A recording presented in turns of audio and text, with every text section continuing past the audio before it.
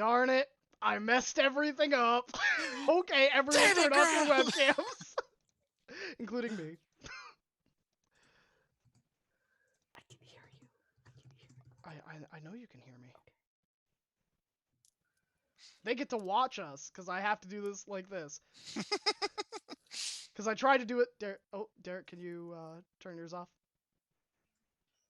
We're professionals. Yeah. We got Sorry, this. everyone. It wouldn't be a new season without us messing up. Nope. Oh, not yet. Nope. No. I need to test something out real quick. See if this works. Wait. Okay. Let's move over. This is what happens. Why won't it let me track people? Let's see. Did that work? Yeah, that worked. Nice. Okay. Melvin. Oh, well, that didn't work.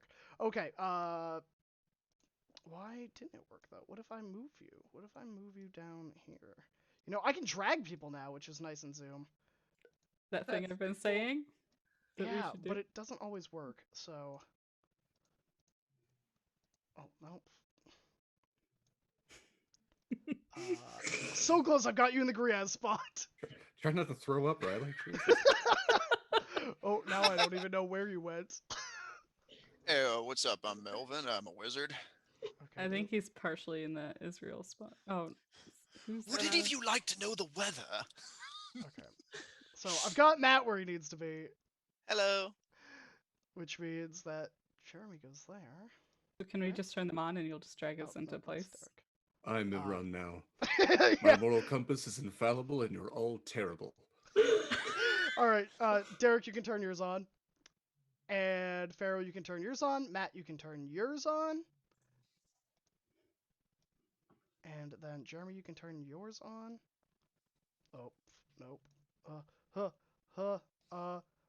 Okay. no. Kara, you can turn yours on. We're setting the tone. That's what's happening. We're setting the tone. This We're gonna is- blame it on the mid-season break. You know, the in between season break, we were off for so long. Yeah, that's really what happened. Now I know why. Zoom and OBS forgot everything we've taught them. Boom. Ha! Ha ha ha ha ha ha! Ha ha! You know what they said? They said, Graham, you can't do it. And you know what I said? That's didn't think you correct. heard I that. probably I'm can't sorry. do it. Yeah. I don't remember saying anything. No, no one said that. They should have. They should have stopped me while I was ahead. Well, welcome back, everybody. Hi. Hey. It's been a hot minute since we last played D&D and saw all your pretty faces. My name is Graham, or Graham Crackers. This is my channel, and these are my wonderful cast members. And we are so happy to be beginning Season 2, Episode 1 with you all here. Today I am playing Harris Nervos, a Tiefling Paladin. I will describe them later on, but I am joined by the most wonderful people, including... Is it me? Yeah. Yeah. Okay. Hi guys, I'm Pharaoh. I will be playing Utaka, a Water Ganassi cleric rogue, a cleric of dose gods. And I shall pass it off to Kari. Me. Hello, everybody. I'm Kari. Also, I'm playing Israel, the half-elf, Fey-pacted warlock. Really excited to get into this. I'll pass it on. And that's me. Hi, everybody. I'm Derek Sword. I am back as Griaz Bramblepelt, harder, better, furrier, stronger. He is a bugbear rogue swamp druid who is ready to rough some shit up. Grr. And I'll pass it off then. To me, I'm Riley. I'll be playing Melvin, the wizard of great something. He's pretty good at some stuff. And I will pass it off or up to Evron. Jeremy. Hello, everyone. My name is Jeremy, and I am playing Captain Ivron Blackmont, the Asmar Paladin. And last but not least, as always, is our wonderful DM, Matt. That's me. I'm Matt, your DM, and I will be playing everyone else. So, are you guys ready to begin Season 2 of the Goldshine Investigations? We've been away for so terribly long. Gaharis, you said that the thing should be set up for music, correct? Why don't you just give us some good, like some nice wonder music, some music, just setting the tone. Wonder Nice, music. I yeah, think I can do just nice that. and pretty. Like a tavern? Um, Just more Wonderwall. just. Sure, sure.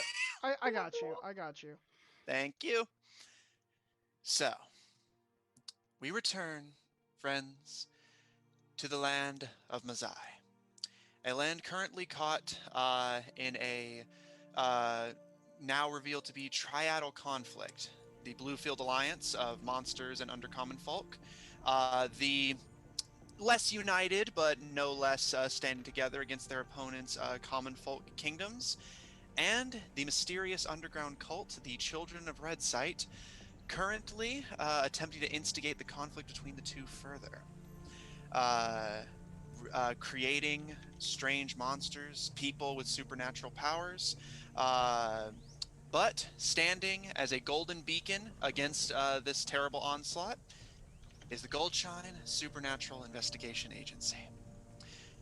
The agents of Field Team C solved several cases plaguing the eastern coast of the continent before regrouping at Valebright, a massive shining city in the center of the land. While it's not the capital, it is the sort of unofficial one, definitely the most inhabited, well-traveled one. Separating temporarily to pursue personal agendas, a letter has been sent by our lovely captain calling the agents back to active duty. However, our attention for now focuses on the only one who had abandoned the city to pursue their personal goals. We pan across what was once tropical and lush swampland, now reduced to flat, stale, and stagnant salt flats, as a heavily armored figure makes the lonely trek across the salt flats to the distant city in the mountains. Graham, would you like to describe your character? I would love to, Matt. Gaharis stands at roughly 6 feet. His skin a robin egg blue, curved ram horns of jutted ivory seemingly wrapping around his head before standing before him, much like a black dragon's. Lithe and strong, he is every bit a formidable warrior. Two long swords rest sheathed at his hip, chainmail donned, and a shield strapped to his back, bearing the emblem of the Helm Knights. His hair is slicked back, dark black like the coals upon a fire. A devilish tail oft remains wrapped around his waist like a belt to avoid being cut, its curled fork end often looping around the hilts of his weapon and gear like a third hand when needed, as he approaches Valeray. Okay. Gaharis, as you return to the city at last, having stayed in relatively consistent correspondence with your allies, your brother, the friends you've made along your current journey, uh, you have received a letter that, if you are not otherwise occupied, your assistance is needed in the city once again. Although your brother and boss were mum to the details, but said that they would inform you and your party on your arrival. As far as you know, you're the only one who traveled too far beyond the city itself, but you're familiar with it. You approach the city that surrounds and you know to be built into Mount Scalene itself. The rocky walls of the mountain stained an ashen black, contrasting the bright marble pillar walls in three tiers scaling up the mountain. And as you begin to approach the stone bridge that acts as the only entrance in and out of the city, unless you were to enter the chasm surrounding the mountain to take the sewers, you begin to approach. And you see, as you expect, the steam geyser rising out of the chasm that you know to protect the front gates. Valebright's inversive waterfall guarding the doors. The siege encampment that had once been here is here no more. The Bluefield Alliance appearing to have more or less abandoned the city in the wake of the previous attacks. Um, And as you approach, you see a pair of guards, one of which you actually recognize as the same youthful, round faced, and freckled guard with curly brown hair as the guard you had met during your initial entrance into Veilbright. They're young and a little bit nervous, but seem respectful enough of you. Um, and as you approach, they kind of give you a nod and a smile. It's nice to see you back in the city, Agent Nerthos. The pleasure is all mine. It has been far too long. How far is the city? Uh, not well, I'm afraid. Um, that's part of the reason I needed to talk to you. Uh, he kind of hesitates for a second, licking his lips a bit, and says, in case you haven't been told already, uh, you're, for the time being, no spell casting within the city limits, if that's amendable for you. It's not safe. That is very concerning. Is there a reason for it? Is it divine magic, arcane magic? Is there any difference? Uh, we're not sure yet. The GSIA just told the guards to make sure that we limit spell casting in the city and that they were looking into it. I imagine that's why you're here. Then I shall refrain from casting any magic within the city. As usual, I am the first to arrive and the last to know what is going on. Sorry, sir. Uh, but I'll have you let in. And he turns away from you to um, uh, pass on to the guards who will have a mage on the other side of the gates temporarily halt the steam geyser for you to pass through.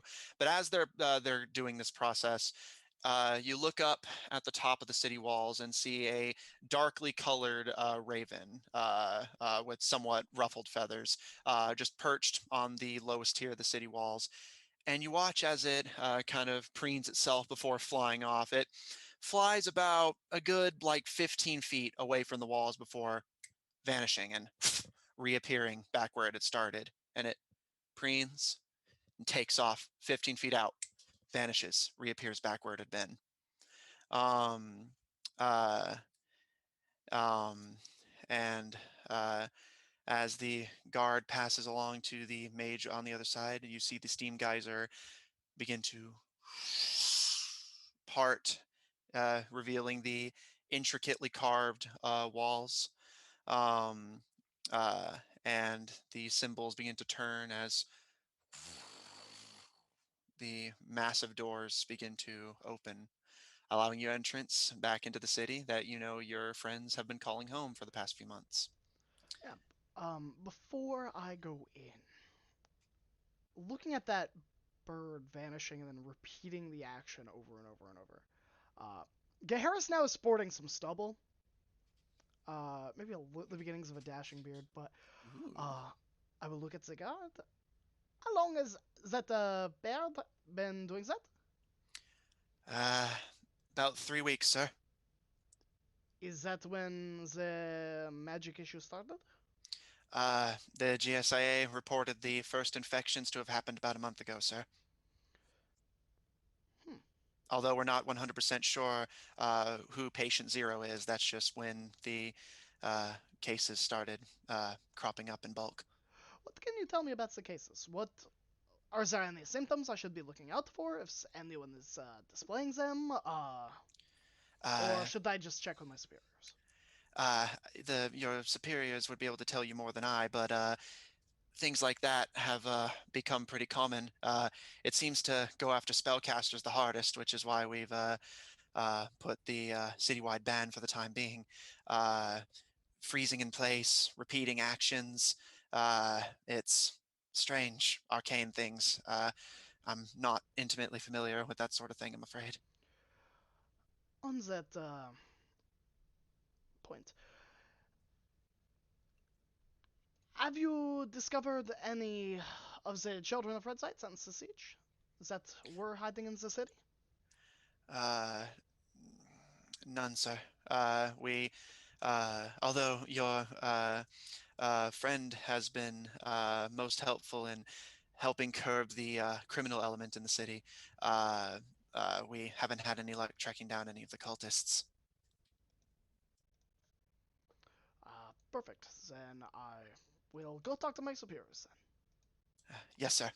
Uh, do you need me to accompany you into the city, or uh, No, no, no, no, no. That should be fine. yes, sir. Stay safe, and remember, keep spell casting to a minimum if you can. Of course, I shall try my best. I assume everything is where I left it, so I will just continue on my merry way. Have a good evening, chaps. And You too, sir. Uh, and as you pass into the gates, they shut behind you. Um, Garrus, you've spent some time in the city. You know where most of the stuff is. Um, where would you like to go first? You can head straight to headquarters or check on your friends since you know that they have acquired a place of residence in the city. I'll go check on my friends. It's been a while since I've seen them, and let's be honest, friends come before work. All right. So I think the library is probably on my way to the house. The library, if I recall, is on the second tier of Velbright. Okay. And you know the house is on the first. Okay. Then I think I'm gonna go to the second first, and I'm assuming Melvin is at the library. I'm gonna get Melvin first because Okay. they're gonna be the hardest one to convince to go gather. All right. So you start making your way up to the second tier of the city, passing through the residential areas into the marketplaces and shopping centers up the massive marble stairs. And as you go, the city is definitely quieter than when you left it. It's not completely desolate. There are still people heading to and fro, but there is a definite air of quiet tension. And as you are making your way towards the stairs, you pass through a street that's completely deserted, and you watch as the lid of what appears to have been a knocked over trash can cling, cling, cling, cling, rolls across the street before stopping and cling, cling, cling, cling, reversing its path. And once it reaches the beginning of its trail, it begins to cling, cling, cling, make its way back across. And as you pass by a house, you actually see what appears to be the outer edge of a bookshelf from inside the house, stuck as if it had phased between the wall and the outside and gotten stuck there. Um, uh, you make your way up the stairs into the market centers. There are still people selling things, but a lot less of the stands that Utaka had enthusiastically partaken in, and more like people selling necessities. Again, it seems, and you can actually see now that you're in the shopping area, a lot of places that are deliberately selling the arcane. You see a tattoo parlor that partakes in magical inks, a library specializing in the selling of spell scrolls, have completely, at least for the time being, shut down in the wake of the magic ban. But you begin making your way towards the massive domed structure of stained glass that is the Veilbright Library. Um, uh, uh, it's a library. You don't exactly have to ask for permission. You enter. You find yourself in a massive sort of tubular silo-like structure with bookshelves lining the walls, with a lift system similar to what is used to get between the tiers of Veilbright, used to get to different floors. As you see that it not only goes all the way up, it goes down, buried into the mountain. And it's a big place, but you imagine with a bit of searching, you might be able to find your wizard. Yeah, as I enter, is there like a head librarian that's like right behind a counter where people would check out books or that like keeps an eye so people don't just like steal? Yeah, to the right of the entryway, you see there's a bit of a divot in the bookshelves where a large oaken desk is, and sitting behind it is what appears to be an elven man with long raven black hair and slightly beady eyes that are like they're opened really widely, but the pupils are like narrowed and dilated constantly, and they kind of like click their tongue slightly as they review a few tomes in front of them and kind of glance up to you as you approach. Hello, it is a nice afternoon to meet you. I am looking for my wizard. Perhaps you can point me in the direction. They are named Melvin, and they work for the GSIA, and I believe they are an intern here. On top of that, they look like this. They are scrawny, they are small, they are spindly, and they probably pull on their beard an awful lot. Not at the library at the moment. They borrowed a few tomes and returned to base. Said they needed it for research for the plagues. Ah, that is perfect. I am glad that Melvin was able to find what they needed. I bid you adieu, and I will just turn and leave. Goodbye. Goodbye, And they just kind goodbye. of watch you go, just blinking owlishly. Um, all right. You want to head home or to Yeah, HQ? I'll go to the home. So you can probably pan over to them and see what they're doing. It might take Yeah. me a while to get there. No, yeah. That's why I was checking. So, Garrus, as you resign yourself to having to make the trip up and down the massive marble stairs twice to get down and then back up, we turn our attention down to the first tier residential districts. The houses here, to account for the limited space, are typically built upwards rather than out. And specifically, we turn our attention to a house on the outskirts of the first tier of Elbright, a three-tiered structure with a sort of almost half ovular shape, almost giving the impression that it was constructed out of a repurposed hull of a ship. 3 floors, a fair selection of bedrooms. Space is tight. The kitchen is rather cramped, but it's functional. And for the bulk of you, it's home. We pan inside to a relatively small but functional kitchen and dining area, a set of wooden stairs heading up to the second floor. But sitting in the first floor dining room, Pharaoh, would you like to describe your character? Oh, would I? um, Seated there is a water ganassi, seemingly in his late teens. His skin is sort of a darker, duskier indigo blue, and he has a head of rather long black hair that's gathered back to the back of his head with a pin in the fashion of a stick insect. It seems to shift and move at the edge of your vision, sort of, when you're not quite looking at it. Um, he's wearing this rather fine leather vest over a set of mithril splint, something, I believe. Yeah, mithril splint. And he's acquired a new cloak, which he's very excited about. It's long and black and embroidered on the back with a thread of gold upturned trident, which is encircled by a silver rat. Um, but as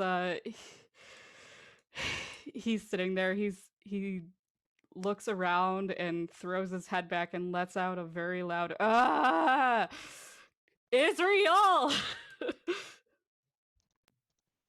So, from probably somewhere either under the sink or in the other room off of this one, like in the bathroom, perhaps, Israel is looking for bandages for their good friend Griaz, who's also probably sitting at the table, needing to be tended to. And because Utaka cannot treat them magically, Israel's looking for the bandages that they definitely should have, that she definitely bought, and is now wondering where they are.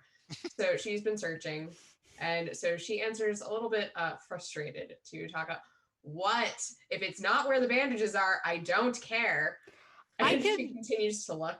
I can just do it. It'll be fine. No one's watching. You've already been casting way too much. No. So Israel is fairly tall. She's about 5'10". She hasn't changed much over the course of the break. Her clothes are still largely the same. She didn't see any need to buy new.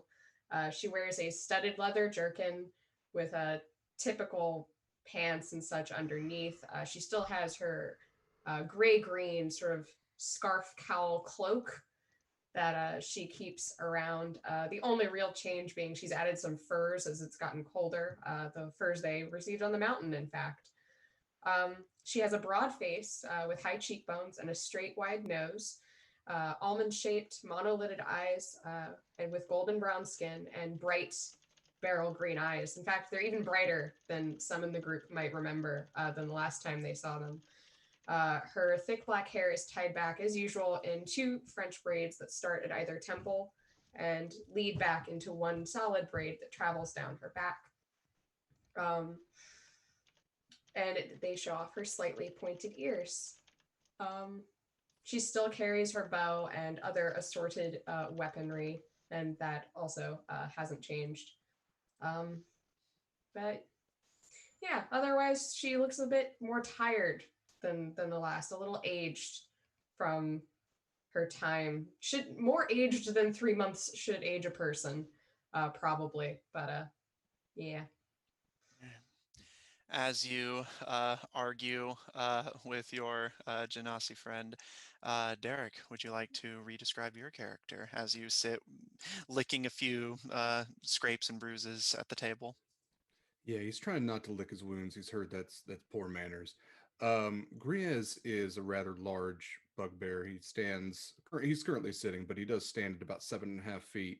When we last saw Griez, he was lankier, not necessarily like physically muscular. He looked powerful in the sense that all bugbears do, but now when we see him, he is significantly stronger looking, almost with a +2 modifier as opposed to a +0, kind of stronger. Um, the other big difference with Griez is that he is definitely covered in more scars. There are marks in his bugbear fur, which is black and tan, marks on his skin where he doesn't have fur, where that area is ashen and darker tan. And you can even see like around his golden yellow eyes, he has a black eye on his right side, but there are cuts into his fur, which probably early on he would heal pretty quickly with a cure wounds. But as the magic crackdown became more and more extreme, it started having to turn to potions of healing, and then after that, started turning to regular old bandages, and those just don't heal as well. When Griaz is in his full gear, he typically wears this worn studded leather jacket that he has, carries around a number of weapons, but the one that would probably catch your eye the most is this very unique looking shield, which seems to have like a tooth, like open maw display painted on it. If you look close enough, it might just shift a little bit and say something to you, because it is, in fact, his best buddy, his good sweet boy, Junior, the Mimic. Currently, yeah, Griaz is a little worse for wear, pretty roughed up. Matt, actually, I did want to ask you with the magic crackdown, does wild shape count as magic? No, they're cracking down on specifically spell casting, innate abilities, or things like that. They basically like try to be careful, but it's not necessarily strictly against the rules. Sure. So then, yeah, he would still be able to wild shape, but even with that, is still taken some hits beyond what he is able to shapeshift into.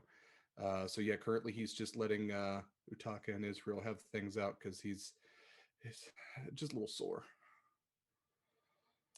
All right. As the three of you, some of you argue, some of you just try to rest and let your wounds heal. About 20 minutes in total pass before you hear a knock at the door of your small ricochet home.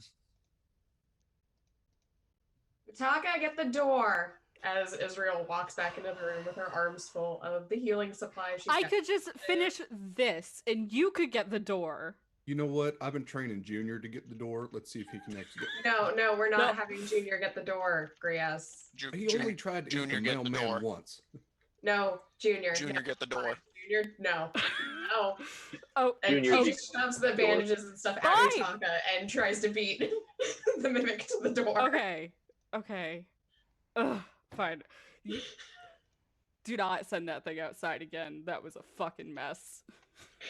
So Israel's Junior, doing get the door. dance of like gently Junior, no. the mimic with the foot, you know, the way that you try to like guide a dog. You're not like kicking at your dog, but you're definitely trying to like cut your dog off from going. Yeah, just kind of nudging it out of the way. Yeah. Exactly, like nudging it back down the hallway, you know, trying to get around so that she's between it and the door. Come on back, sweet baby Doesn't boy. like try and They want you sneak out going outside. again. Junior just kind of like shuffles in place before kind of skittering back towards Grias. Good And boy, Israel. Junior. Good boy. I'll get you jerky later. Harris is standing on the front Jerky later. steps, looking in his pack for the key he probably has somewhere that he hasn't used since we got this house. So you hear the Coming back home rattling from of, college. you know, bolts being undone. They probably have at least 5 or 6 of these things. Yeah, with the people that live here for sure. Yeah, absolutely. The kind of people who live here, there's at least like 6 locks on the door. So you hear that rattling and One for each of you. And of course, the opening, the click, and she opens it just a little bit, apparently not expecting it. And goes, "Yes, can I help you?" Hello, it is me, Harris. I know it has been quite a while. I He hope. cuts him off and just sort of like leapt into his arms and just gave him the biggest hug. Oh after yeah, a stunned look. yeah. Like Garrus will wrap her in like a big bear hug and like spin around in like a circle. I Before think at the deposit. sound of Geharris's voice, you hear a skittering from one of the upper floors as a rather medium-sized, pony-sized ant comes like half walking along the wall, half down the stairs, like bumbling into the living room to come see you. We live in a nightmare home. And Harris. Yeah, this place is the worst. We're never getting that Harris, security as deposit back. Nope. Make the Adams family look normal. Yeah. We are the Adams family at the end of the street. It has been quite a while. And I was just gonna say, Harris, as you see Barry, the large pony-sized ant that your cleric had befriended in Vermin Hollow, you see that the scar from Ray of Frost has healed as their skin has shed enough times to start fading it away. Barry, it has been so long. Is that the dog eyes? The over at the table? Do you mind if I come in? She's still like having trouble with words, but the excited noise she had made when she had given you the huge hug is clear that she's overjoyed at the moment. She just like shakes her head and just like sort of pushes you inside and is like, "You stupid, come on." It has been so long, my friends. I hope that you've been well. I heard there were some problems within the city. It is very weird, to say the least, but I did get you some souvenirs from my travels. Graz is already like up and going for a hug. I missed you, buddy. It's good to see you. Come Taka, here. like drags his I'm just- hands away from bandages that are half wrapped around one of Griaz's arms. Yeah, just dragging along. Man, I thought for a second you were going to be one of them clerics of Cord. We keep telling them we found God or whatever. I don't know. They're proselytizing. But no, it's good to see you, man. It has been far too long. I've missed all the friendly faces. And to be honest, I am so relieved that I will not have to retell the tales of how we broke the siege of Valebright again. No. Yeah, I'm sure that was exhausting for you. Oh, most definitely. And I will rummage through my pack, and I will produce a sheet of parchment upon which is drawn like a complex mechanical contraption. I will go, that is for Melvin, and I will set down the table, keep rummaging, and pull out a dragon's bony talon hanging from plain leather necklace. Israel, She looks intrigued and would accept the gift. it is from a dragon. I figured Really? having slain a blanket dragon, that it would be amusing at least. Thank you. We're still And calling she- it the tent elemental. Ah, the tent elemental. The tentlemental. Uh, n- hmm. And then I will produce a tiny chest carved to look like it has numerous feet on the bottom and toss it to Griaz. This is cute. That's fun. I, So I like saw, sing songs or something. I don't believe so. I have not really touched it much. I just thought it would remind you of Junior. Oh, it does. Yeah. Hey, Junior, you want to turn into this? I think it'd be funny. Junior kind of like experimentally examines it from multiple angles before turning into a perfect replica of the box. We've been practicing. He almost got the door, but that was a bad Mailman. decision. We decided. We decided as a That group. sounds Mailman. that sounds very, very threatening, and I will double check the door every time I come here now. For Yep. Utaka, I pull out a small handheld orb that is swirling with smoke, just like a ever mulling storm.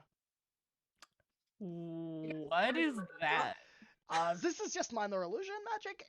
It has no actual storm in there. I have been told many times. It is just a little bit of smoke and a little bit of magic.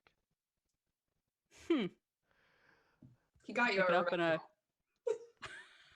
Yeah, pretty much. toss it for myself a few times. And then Gaharis, Oop, you yeah. catch Junior kind of sniffing at your wrists and the gauntlets of your armor, just kind of like experimentally sniffing, still in the shape of the trinket you had bought for Griaz. And after a moment, they kind of step back and like kind of look up at you. You can see a few like small eyes on the box. Back. Food. of course. And I will pull out 2 days travel rations and just kind of like toss them to Junior.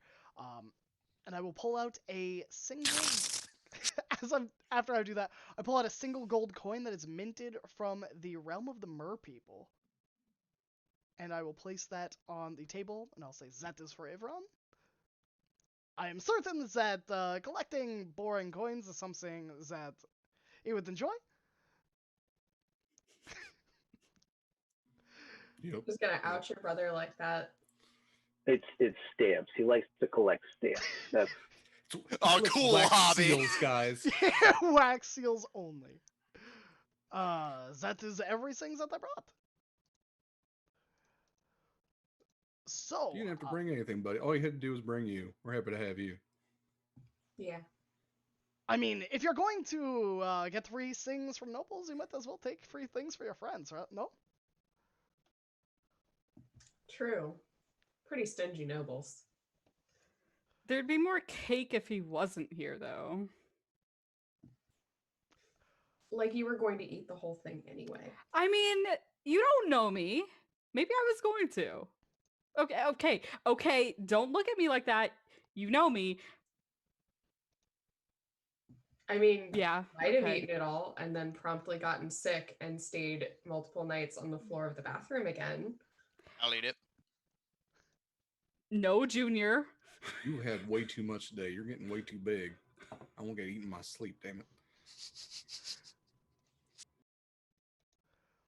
I feel like we've been carefully monitoring like Junior's intake the way you monitor like a snake's intake. Yeah, like a cat. Carefully only Yeah. every certain increments to make sure that it maintains size and doesn't get any larger. Yeah, Junior's already been fed today. Don't let him trick you. Riaz has been like helping Melvin with his study of mimics, but like in so doing has been like, so how big is he getting? How big is he gonna get? Is he getting big too fast? Should I be worried? Just a little shake to his voice, like, is it time? I don't want to let him go, but I also don't want to get like eaten by my pillow, you know.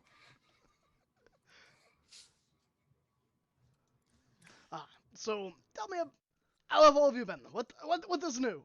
I mean, I don't really want to talk work, as I have not seen many of you in the past few months. I will sit in a chair. Just excited look on my face. Utaka Yeah, kind of gives a nervous look towards Israel. Israel just like they share a look. Israel's actually leaning on the back of Harris's chair. She's been sticking nearby him, but not quite touching, but definitely staying within like about 5 to 6 inches of him this whole time, and seems to just be enjoying having him nearby.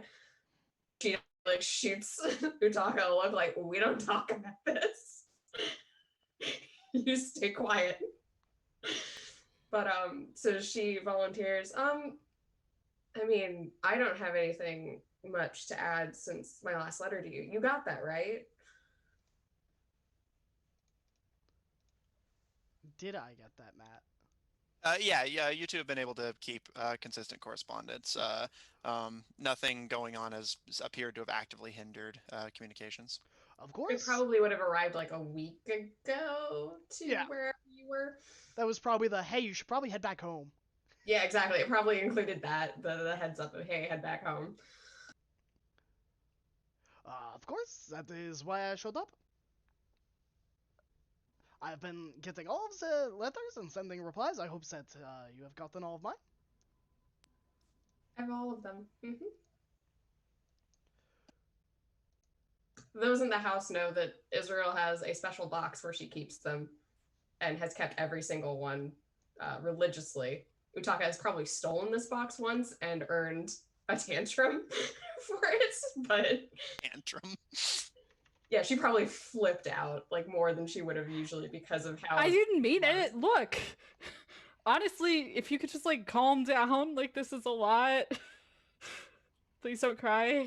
We were practicing rogue stuff. Sorry. Yeah. Meanwhile, Israel had been like looking around the house, tearing it apart, like tears on her face, trying to find it.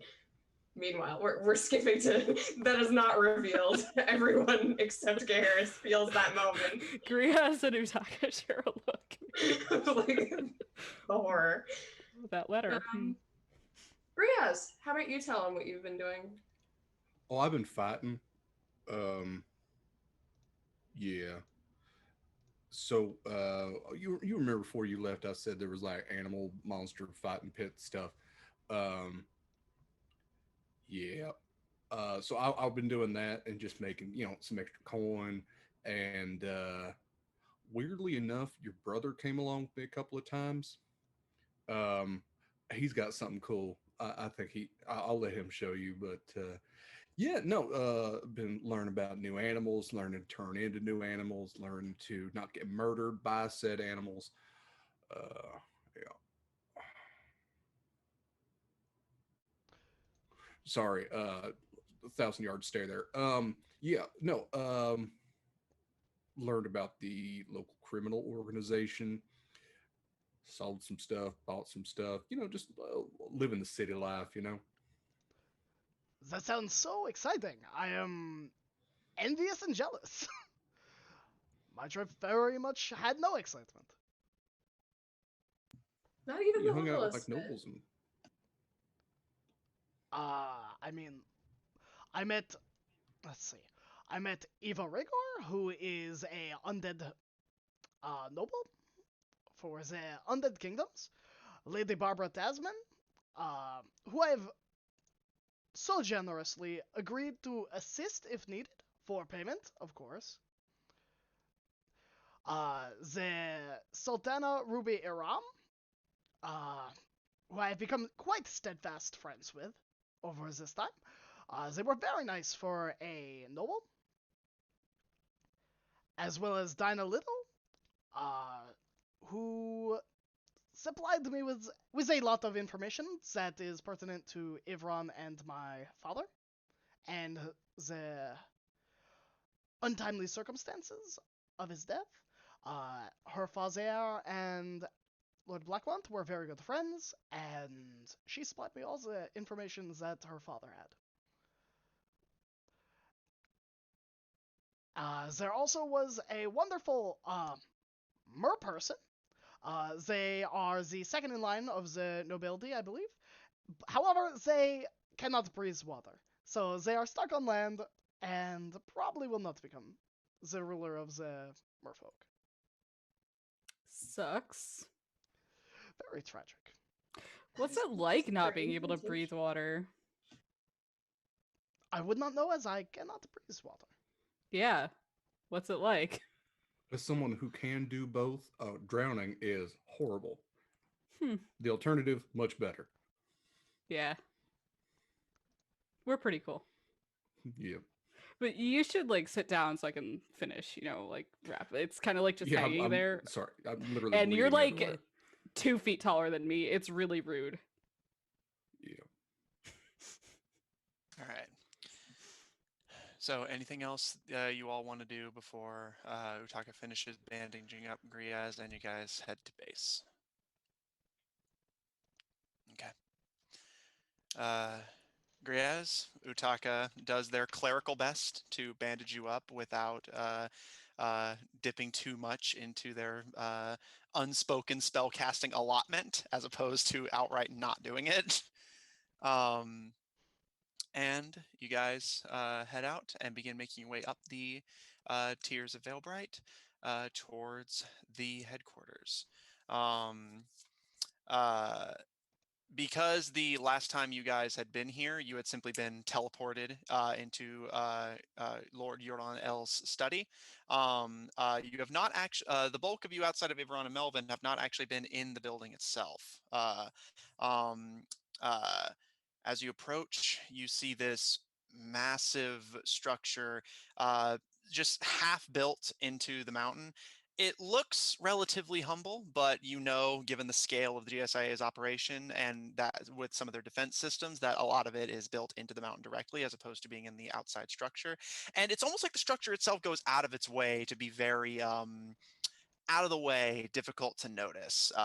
Like if you didn't know where it was and what you were looking for, you may just completely pass it over in favor of the Capitol buildings and the factories and everything else that's a bit more immediately obvious to an observer. But as you approach, the guard, not city guard, but guard working with the GSIA directly, wearing the medallion proudly, a dark-skinned woman with very interesting armor that kind of glints in the light, almost like an insect's chitin, wielding what appears to be a heavily modified crossbow. But they recognize you all as agents and give you a nod and allow you to enter. You work your way through the maze of hallways, and you get turned around a few times, but you do eventually manage to find your way back to the study, essentially retracing your steps from when you had exited the building for your first time. Um, Opening the door, you find yourself in the circular library study of Lord Jordan Else. However, uh, you do not see the Lord here today. Uh, you see a familiar, small, slinking figure sitting cross-legged on the desk, just smirking as all of you enter. Uh, I have the description. Don't worry, I didn't forget to pull it up. um, Sitting on the desk, you see a gnomish woman with lightly tanned skin, although the complexion is ghostly pale, like they've been out in the sun for a while, but then went back inside and let themselves pale back down. Their blonde hair is beginning to slowly turn white, although you know them to be relatively young for a gnome, so that appears to largely be the stresses of their work. Their posture is always like swaying and dancing, like a snake in the process of being charmed. A dark hat that appears to be sized for a human head rather than a gnomish one sits adorned over their head, darkening their eyes as they wear a relatively well-presenting suit, smiling as you all enter. And she turns her head over to look upside down behind her at the person sitting at the desk with a stack of papers. Jeremy, would you like to describe your character? Sure. Yeah. I guess before you sit, kind of hunched over the papers with quill in hand, you see the usual, I guess, attractive Azamar, Ivron. You can't tell, but he normally stands at 6'2". Um, Flawless, fair skin, the same usual, pupilless eyes with golden irises. Um, because hairstyles symbolize character development. He does have somewhat longer hair. He hasn't gotten it cut over these last few months that are tied back in, with a silk band. Um, and I think that he has a braid kind of tucked back there as well, a single braid. Also, because it's getting a little chillier, he has also grown a bit of a beard instead of shaving. Uh, but yeah, and I think otherwise, he's just adorned in his normal chainmail. Resting upon the desk is uh, his ancient-looking great sword, and yeah, he's also still wearing the same cloak that Harris gave him uh, months back, and the rest of you probably would have noticed that he rarely takes it off. As you all enter and see your captain sitting there. He has not been at home too frequently, having busied himself with the workings of the organization and his personal business. But your boss, Detective Polendina Mistra, sits with her head on her hands, glancing between the two groups. And finally, she turns to look at you, Garrus, and you see her eyes dart with a mischievous glint towards your beard as she looks to Ivron back to you and says, "So, you're just making a habit of copying him then?" Uh, I would not have had the copy of him if I had not lent him the razor. I can only assume that Ivron lost it. She gives a bit of a smirk and just kind of stares at you for a second. It's good to have you back. It is good to be back, but perhaps we should get back to business, eh? Eh, people can wait. Melvin! Uh, Entering in from the side room, which you know to be the sort of archival storage of the headquarters, emerges Mr. Mistlequill. Riley, would you like to describe your character? Absolutely. Melvin has kind of greasy, unkept hair that's about 2 months longer than it was the last time you saw him. His normal pale complexion, but uneven.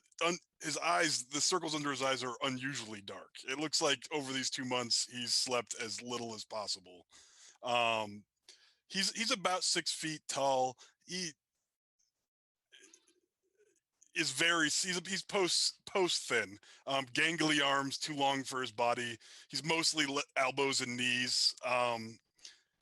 He's traded in his old blue suede robes though for a matching leather set of breeches and tunic, and a darker leather sort of cape that he's wearing now. Definitely looks more road ready.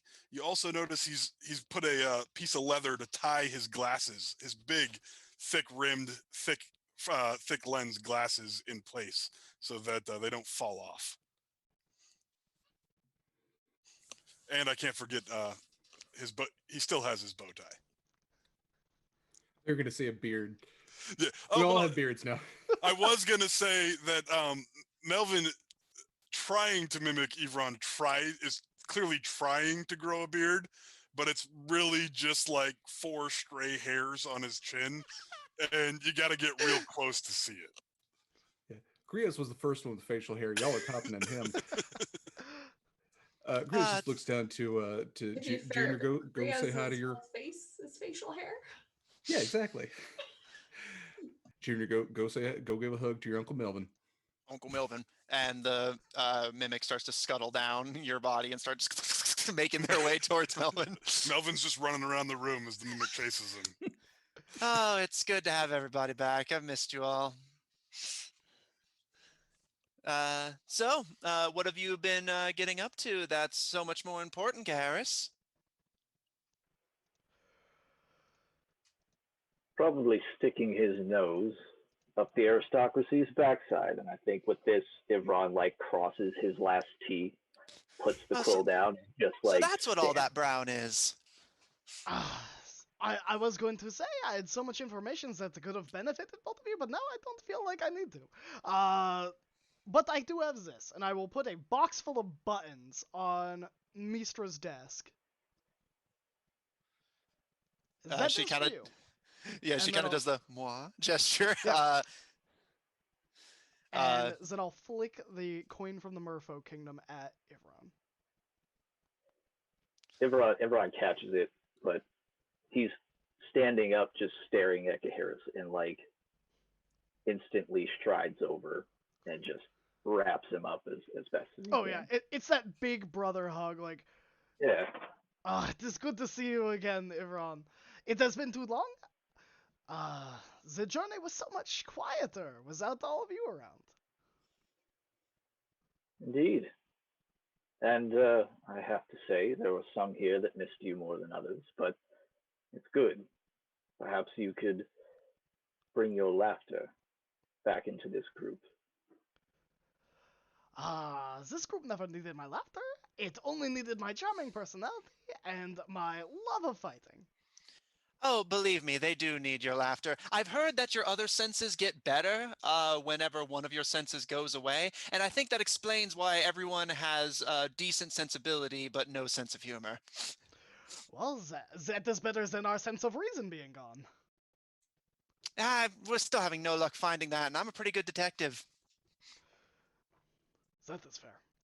To be fair, you've been concentrating your investigations on only a few of our number. And she doesn't mean a few, she means one. She looks directly at Ebron.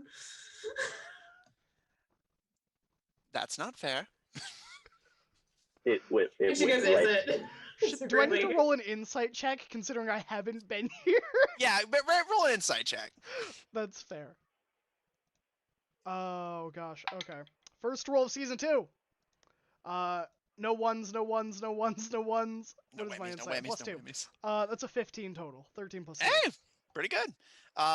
You kind of like look between the two of them, and Ivron seems completely oblivious. But from Israel's like just kind of demeanor of mischief, and Mistra seeming genuinely completely thrown off, and Ivron, are you currently wearing the Ring of Warmth? Yes, yes, he is. You do see your brother wearing a ring that he does not ordinarily adorn himself with. What finger is it on? Is it on his ring finger? Did he get proposed to? I I guess it would be on a ring finger. I'm not sure that it was meant as a proposal, but Yeah, it wasn't for the record. Hey, Yeah. I don't understand gnomes and I don't pretend to. Yeah, and I- this is all being spoken from Gaharis' perspective. It was not been here. yeah. So Isn't the I would gnome say ring that it finger is like the pinky? right. That is true. Uh, Like, you never think of that. As like, rings for different species are going to have different sizes, so you definitely could not fit, like, a ring for, like, a halfling on a human finger. You can wear it Even as a like bracelet. Well, that's the thing. That it's like a culturalism. I mean, that was the whole deal about the one ring as it shifted in size. But like elves do bracelets, and yeah. But yeah, your brother does appear to be wearing it on their ring finger. I will not say anything. And I will just fall into line, and I'll be like, it is so nice to be back. I completely did not enjoy not having to deal with this. You fall back into line next to Utaka, who just looks irritated with his arms crossed. Well, and she kind of looks over all of you with the same smarmy, constant smirk that she wears, and finally looks back to you, Gaharis, as her eyes finish looking over everyone. I'm glad you're all well. And Gri, as you feel a scuttle up your back as Junior returns to you, as Melvin, you're finally able to stop. Uh, Melvin, I brought you coffee, by the way. I figured you'd want it. Thank you, Grias. Harris, it's been a long time. How's your journey? My journey was quite well. I threw your name out to every noble in the land that was single that had a court wizard to send you. Oh, vastly increase my networking. I'll be able to gather information so much better. Thank you very much, I should probably roll deception, shouldn't I? And Israel notably moves slightly not downwind of Melvin because That's fair. she can smell that and it's not nice. Well, with my brand new +7 to deception, that's a dirty 20. Yeah, he believes you. Yeah, Mel, he'll believe it 100%. Well, I think you've all had more than enough time off, and she kind of looks to you, Ivron, and you can see those of you who have stayed here can recognize this expression she's been doing lately of visibly restraining her sense of humor to actually take the situation at hand seriously as she looks to you, Ivron, and I'm afraid we have a rather serious set of situations that will require your unique sets of skills. Our field teams are being stretched incredibly thin. And she kind of takes a moment, almost as if she's reviewing to herself, and she looks to you, Ivron, which you recognize to be a sort of was that right? Did I do that right? He would, I think, just give her a glance, you're doing great. I'm super proud of you. Keep going. She gives a smile and a nod, more to herself than anything, and turns to the rest of you. There is a lot happening, and right now we're going to need to play catch up.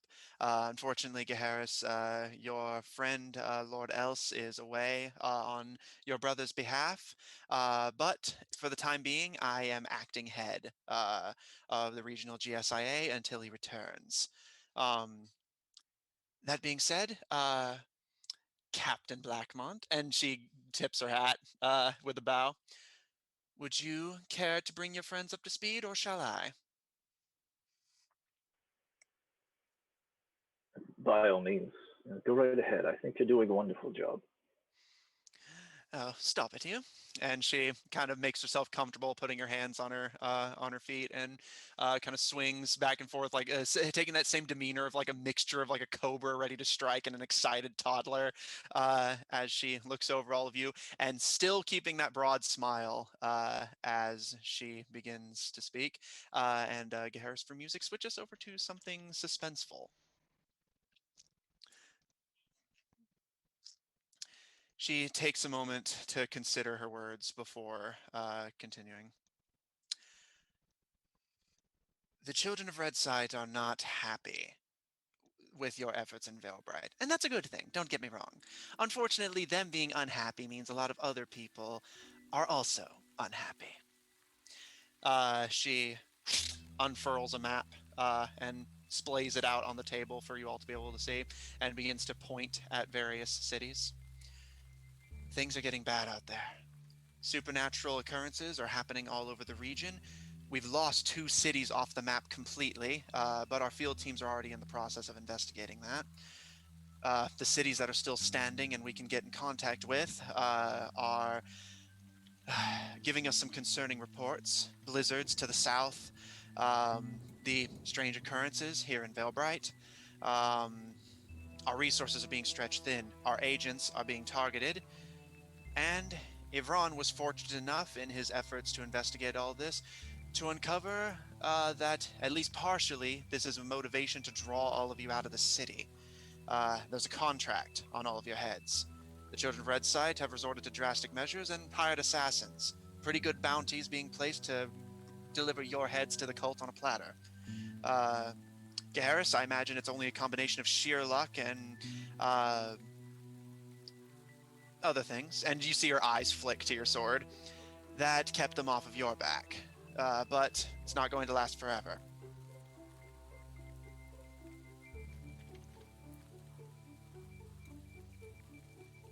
So the next option for us is to leave the city and lure these culprits out? That's definitely a decent plan for the long term, but I'm sure you've been made aware, as much as your friends are, of the plague sweeping Veilbright. She gives a nod and leans back, and she looks over all of you with a grin. So which one of you was the first to crack and start casting spells? Not Hold me, on. mister. I've been There's- following the rules to the T, to the letter. Not me. Israel has just shot a look at a sidelong glance at Utaka that does not leave Utaka, but otherwise does not. Not me. I say, looking back at her. She gives a smirk and reaches into her bag of buttons and pink flicks it at your head, and it bounces off of your forehead, Oh. Utaka. But you are able to catch it as it falls, and she leans back and says, "Why don't you go ahead and try and throw that at me? Don't worry, no corporal punishment if you hit me. Go on." I try to throw it at her. The awkward moment when you're like, you know, if we weren't in a plague that affects magic, you'd guidance Utaka. Utaka, you reel back and throw the button, and you all watch as right before it makes impact, vanishes, and Utaka, you feel something hit the back of your head. That's about what I expected. Hmm. Yeah, Harris, can you get that button? I'm gonna want that back. If I you pick wanted it to up. get back, you should not have thrown it. I pick it up and put it in my pocket.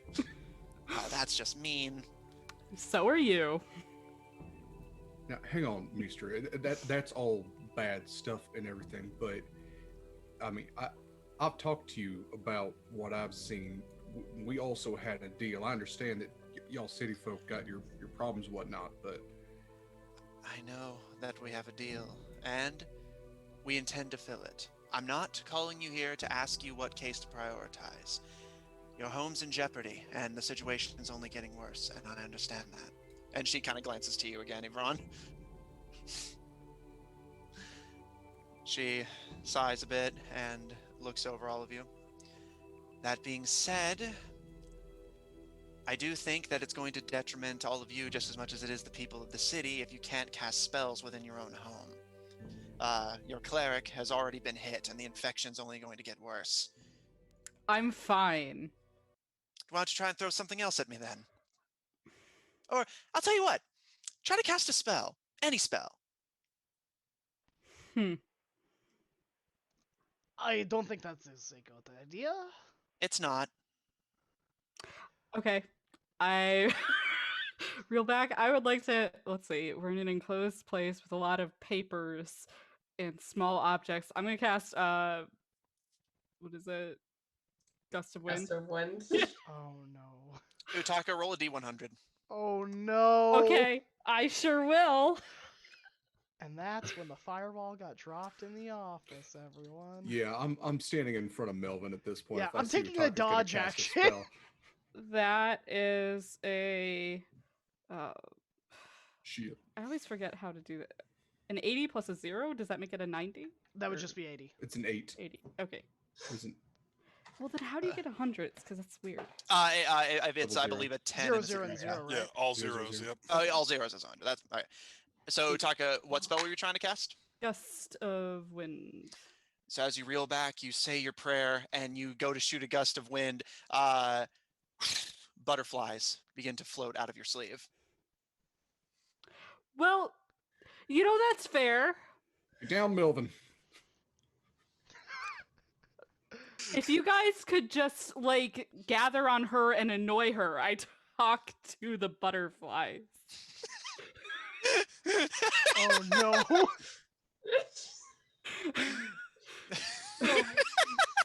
I will say, to be clear, these are illusory butterflies. Oh, Sorry. damn it. Oh, is this the wild magic surge one? Yes, this is a Your plague of illusions. wild magic. Oh. I look even more disappointed when the butterflies do not obey me. I've told you that would have happened. I Shut want that on up! a t-shirt. I look even more annoyed when the butterflies don't obey me. Mistra, just her smirk only widening, looks over all of you, and to you, Griaz. I promise, if you help us with this, the swamp won't even know you're missing for more than a day. And I mean that most literally. Fine. She kind of stares at you for a second, and she kind of looks to you for a long moment, Yvonne, before closing her eyes and kind of focusing before looking to you, Griaz. I know it's very hard for you to be away from home when you know that your home is in jeopardy. And rest assured, our team here is taking every precaution we can to make sure that you can get there as quickly as possible. But this is a dire situation for the people here. But once this is dealt with, you're free to pursue whatever case you like, including, and she pulls up a folder, the file we have opened on the situation regarding the swamps of Mazai, including the withering one of your homeland. You're free to pursue it at your leisure. And she throws it across the desk in front of you. He just leaves it there. No, you're gonna keep to your word. I promise. I'm happy to help you. I know. Israel's gonna take that folder because she's curious. She's gonna take that and put that away. Yeah, quite literally file that away for later. Okay. I was just gonna put that in a backpack because she's like, we need to Me- collect these. I should Mistra also does. note that Griaz is much better armed than he used to be. He picked up quite a few weapons. He now has a crossbow, a yiklewa, a whole bunch of nets, an extra short sword. He's literally armed to the teeth. And Swole. And So- Swole. Yeah. Griaz went full like. Oh no, wait. Dog the Bounty Hunter is problematic now. Equivalent non-problematic individual. Mr. Sleeveless as Incredible. Chuck Yeah. Norris? Yeah. Terminator? Nope. Also kind of. No, Terminator's me. fine. Like, Bit- What bit- about big John guy. Wick? Mr. Weird Husband. Yeah, the like a end there. sleeveless John Wick. There you go. There. Hey, Um. There you go. And is he Israel. like you hurt my Melvin? You small, sweet little puppy boy. you stole my cart and killed my mimic. And Israel, Mistra watches with a smirk as you pocket the folder, but does not stop you. And she looks to all of you, and you all remember Joshua Scott, your friend from Vermin Hollow. He regrouped with us here in Valebright shortly after you left Gaharis, and agreed to take up his father's mantle in helping us with our interplanar research. When the plague started, he and Dr. Tails were pursuing the theory that this was originating from an extraplanar source. We've done all the research we can. We can't find the vector by which this spreads.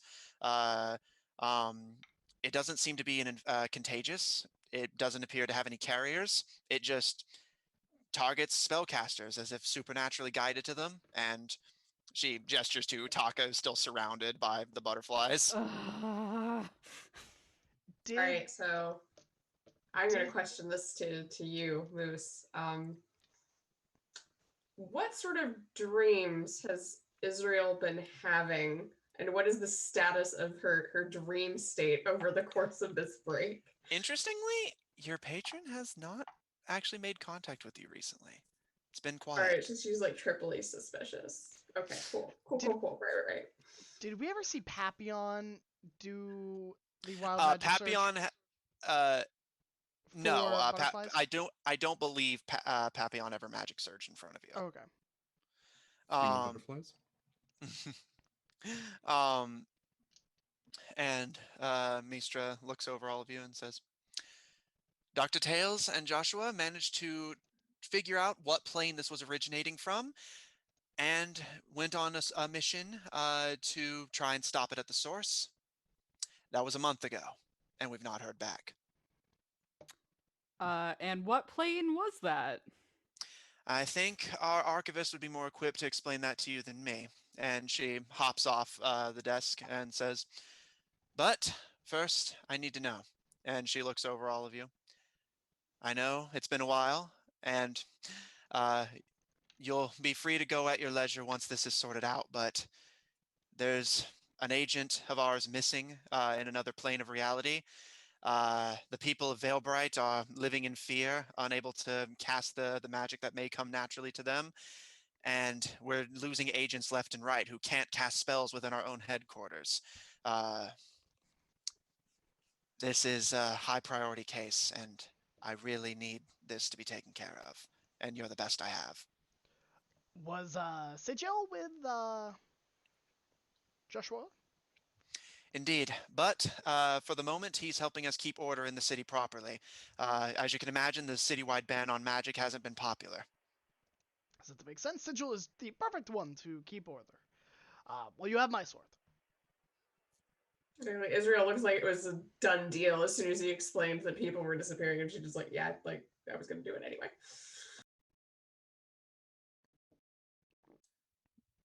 She looks to Utaka and Grias. I mean, so like, is this bullshit gonna follow me now?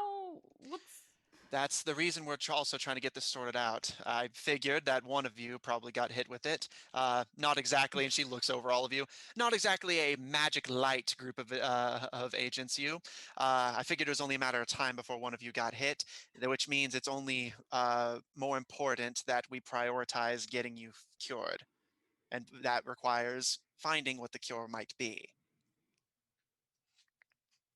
Buddy, we got to get you fixed up. I'm not eager to find out what happens when one of us needs healing I've seen it, and what you managed to do instead. and I've seen what happens when the infection progresses. It's not pretty. what? Sorry, what? She completely ignores you and looks to you, Melvin.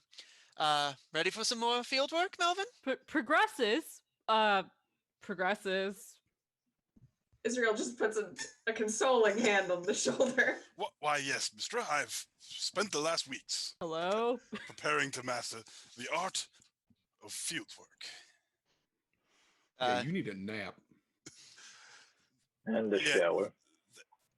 That as well. Usually I rely on my magic for the, cleaning. Progresses. Yeah, I would have had Utaka literally shape water onto you, except I'm fairly certain it would be fire. Yes, let's try I to could avoid try. that. Zathor bees, maybe? That'll not be Bees. necessary. I mean, it's really like easy, No, honestly. please no. Please no. Utaka, as hilarious as it would be to see you set yourself on fire, remember that I said progresses. And I hold up my water skin. I say, progresses. Dr. Tails will explain. And she Okay. claps her hands, and the bookshelves on the left side of the room begin to open, revealing a secret tunnelway. Melvin and Ivron, you would know this to be the entrance to the actual subject containment area and the laboratories where their abilities are tested. And Mistra nods to all of you, and with a actually rather genuine smile rather than her typical resting smirk, she says, "Thank you. Mr. Scott is a good agent. He helped us a lot. Did in a few weeks what his father took months to do. And I'd rather not have him stranded in another plane on my conscience." And she looks to you, Taka. "Nor do I want you there either."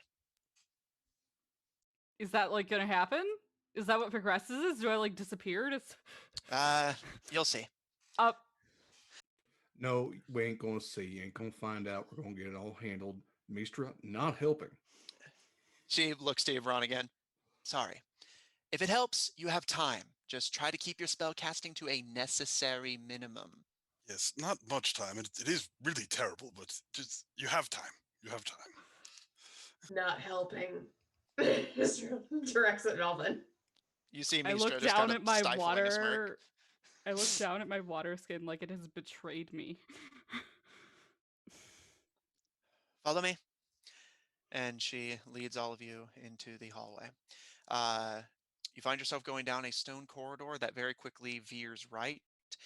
And as it opens up, you find yourself in a massive, almost egg-shaped cavern with you're on a raised, elevated walkway with a few chambers with visible lights going down.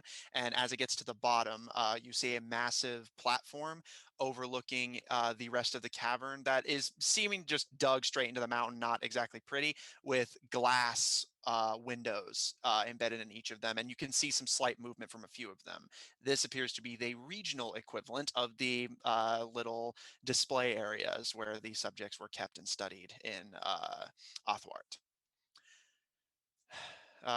Mistra takes all of you down a winding circular staircase and gets to 3 chambers down, and gives a knock, and the doorway is pulled open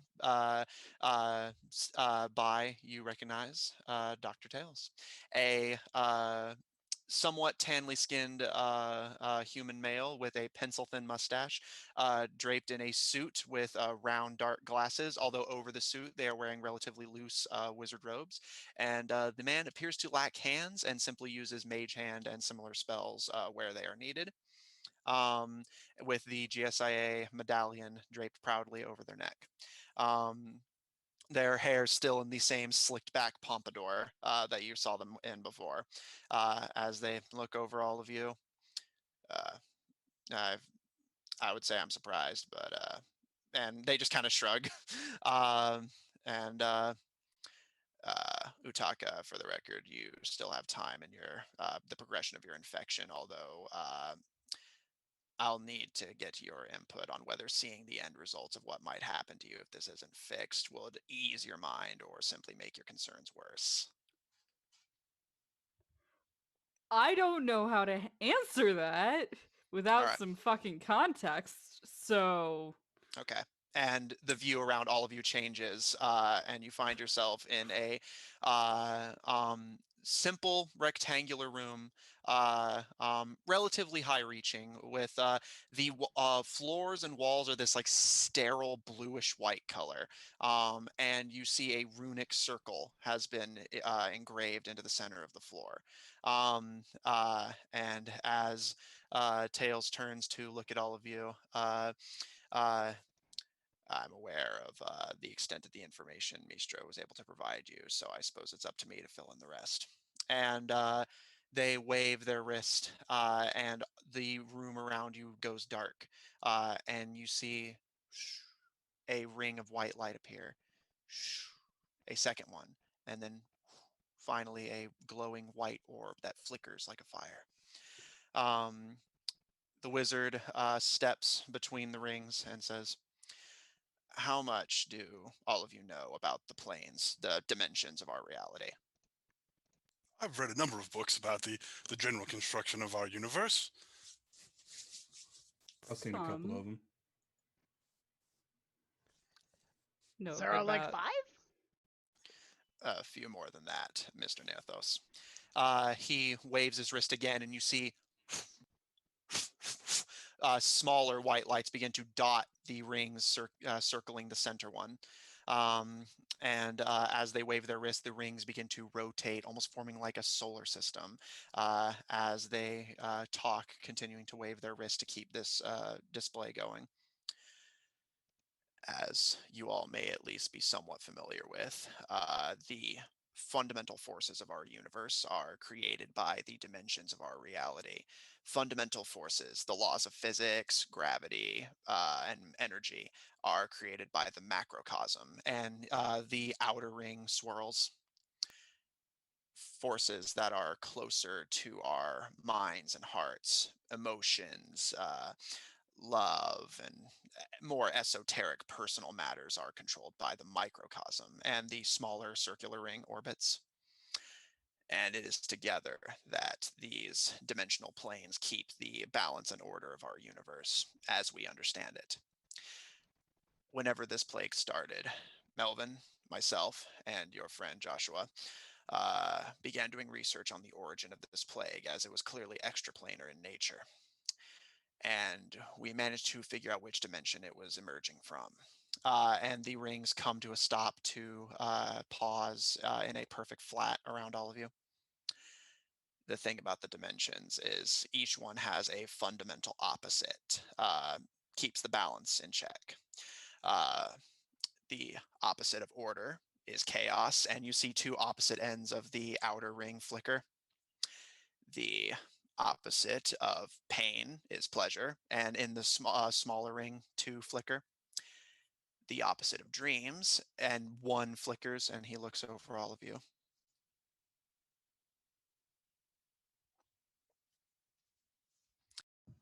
Nightmares. Indeed.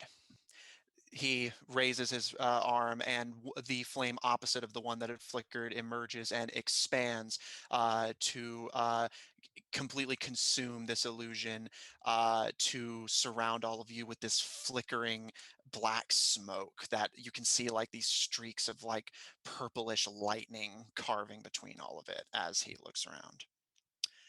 Nightmare, the dimension that provides the fear and terror in our universe. But a certain amount of fear is necessary. You know, if you weren't afraid of dying, you'd probably make a lot stupider decisions than you already do. So why do you get to cast magic? Doing all this bullshit. He gives you a bit of a smirk and says, 2 reasons. 1, I don't feel like explaining this without visual aid. And 2, he waves his wrist again, and you see a spectral hand start to form before flickering out of sight. I'm the premier spellcaster of the organization. It was only a matter of time before I got infected myself.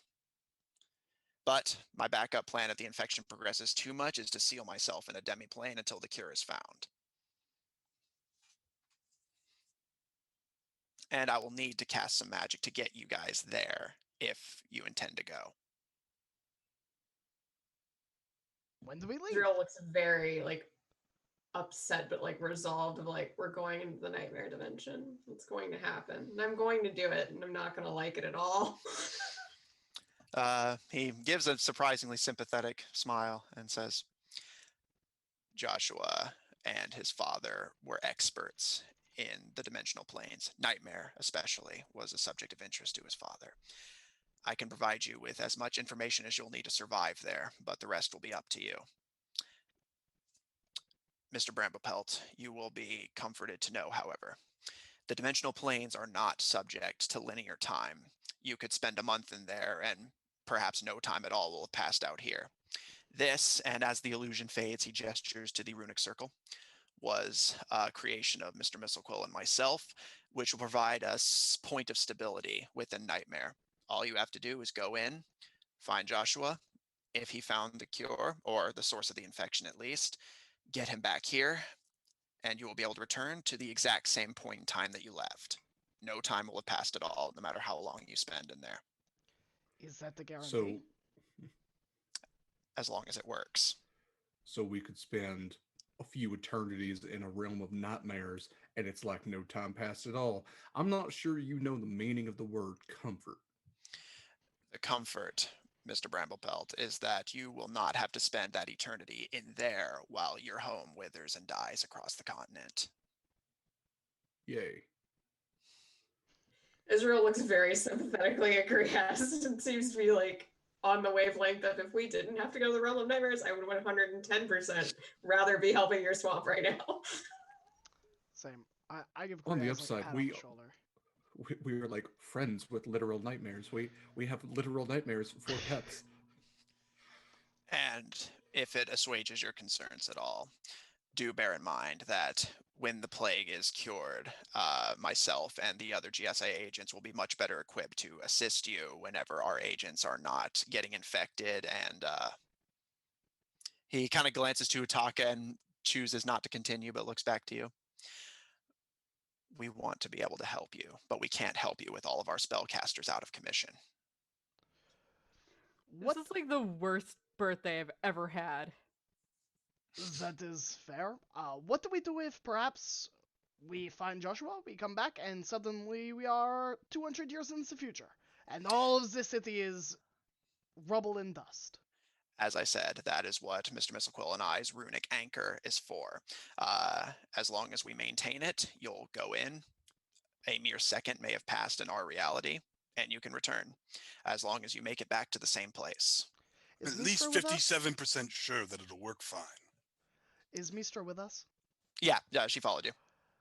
Mistra, in the off chance that the worst possible solution happens, can you please tell me which point in the vicinity of the city within, say, a day's travel, you will be putting a cache, so if we return and you are all dead, that we have resources to either avenge your death or rescue you? She gives a bit of a shrug.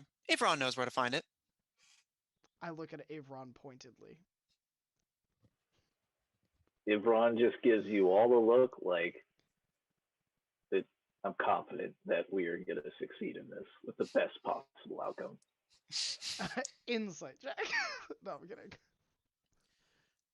So, what do we need to know about Realm of Nightmares? I mean, are we going to potentially find our own nightmares there? Should we not bring weapons? Or can we cast spells there? What? Are You there creatures we should look out for? indeed remember how I said that the infection will progress. Yeah. Utaka, do you want to sit out the next portion of this presentation, for lack of a better word? I do not want to No. if you're sure. He waves his arm, and you all reappear in the distant chamber where all the glass windows had been, and find yourselves all grouped up in front of one. Inside of that chamber, you see what initially seems like a simple, like hunched over, almost fur-like material, but Mistra nods to all of you and knocks against the glass slightly, and the shape moves and twitches, and you all see a vaguely humanoid wolf, and it drools as if rabid, but as it drools you can see the spittle is like static, and as the drool goes to hit the floor it vanishes and reappears over its head, and as it hits the top of its head it kind of shakes its head and looks around, and it charges at the glass and reappears at the back of the chamber, and searches around and claws into the floor. That used to be one of the spellcasters working here.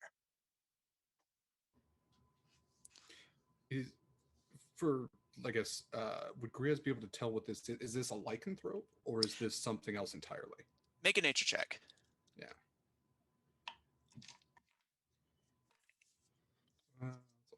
15 plus 1. Oh, he doesn't have nature. 16. It definitely resembles a lycanthrope, although you don't know if that's the nature of the infection. The body plan and the fact that it's an infectious disease definitely gives you serious lycanthropy vibes. So you're saying that that could potentially happen to Taka if we don't get him treated in time. As it stands, it already is.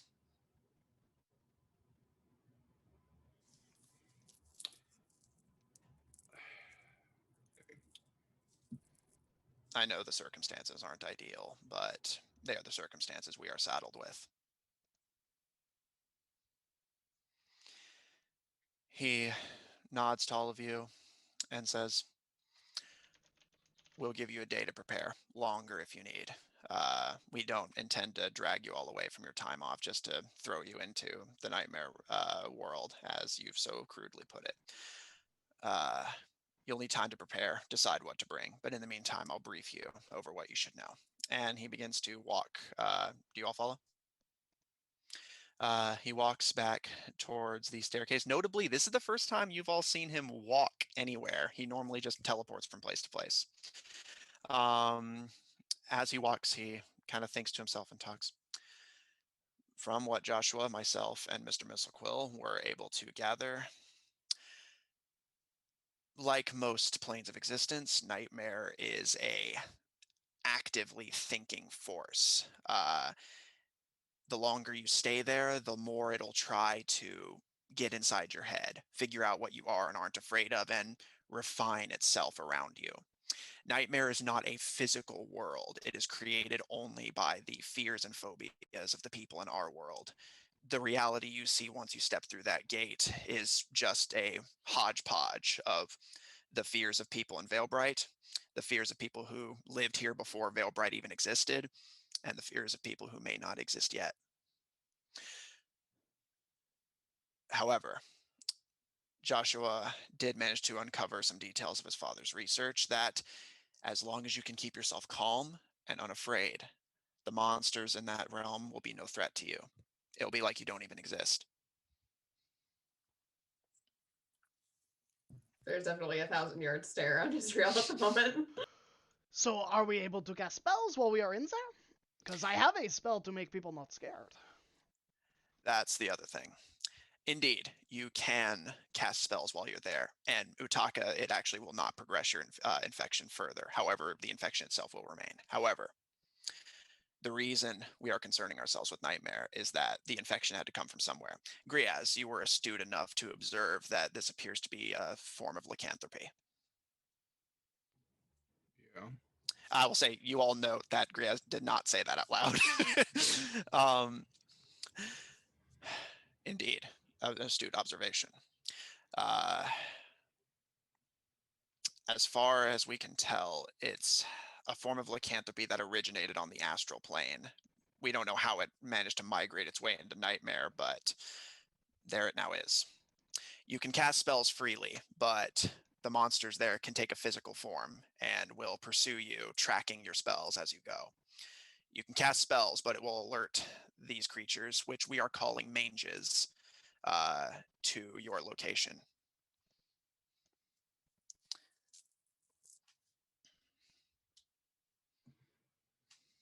So try to stay away from spells, is what you're saying. As much as you Yes. can. Melvin, do you still have your great sword, buddy? I have my staff, and my knowledge, and that's why they've insisted that I go with you all. Here's a knife. Hand him a dagger. I've always found daggers to be a little too messy for my liking. You might prefer them to the slavering wolf beast. You That also is- haven't showered in 2 months. I don't want to hear nothing about a mess. Oh yes. I lived in a swamp, and you are hard to be near. Melvin tucks the dagger into his belt and just kind of.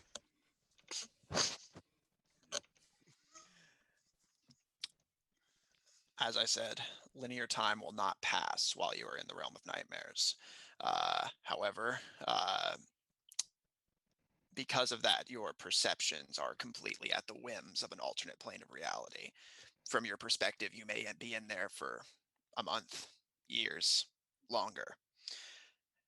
The important thing is to keep your grip on rationality and sanity. The more you give in to fear, the stronger nightmare becomes, and the easier it is to find you. So should we all just like take stock of each other's fears to look out for those sorts of things? Is that what we know what we're getting ourselves into? You'll note that Israel's like eyes are wide and like that is the last thing she wants to do in life. He kind of gives a bit of a smile. I suppose it couldn't hurt. And I mean, you say that, but I feel like it's going to, because regardless, these fears, from what I'm getting from you, will be manifest. well, I more mean that it couldn't hurt more than being taken by surprise. Yeah. I'm doing my best to be optimistic in a bad situation, Griaz.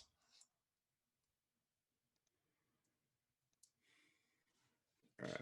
Well, if we want to take stock of our fears, let me start. Trolls, goblins, mimics, humans We don't that, mean that. that don't like me. If Humans Ron, that if Ron do will like walk me. over and put his shoulder or his hand on Melvin's shoulder and be like, maybe now's not the time. Stiff breezes, women named Karen, How about we take lavender the Cliff Notes candles. version Don't and ask. just say everything?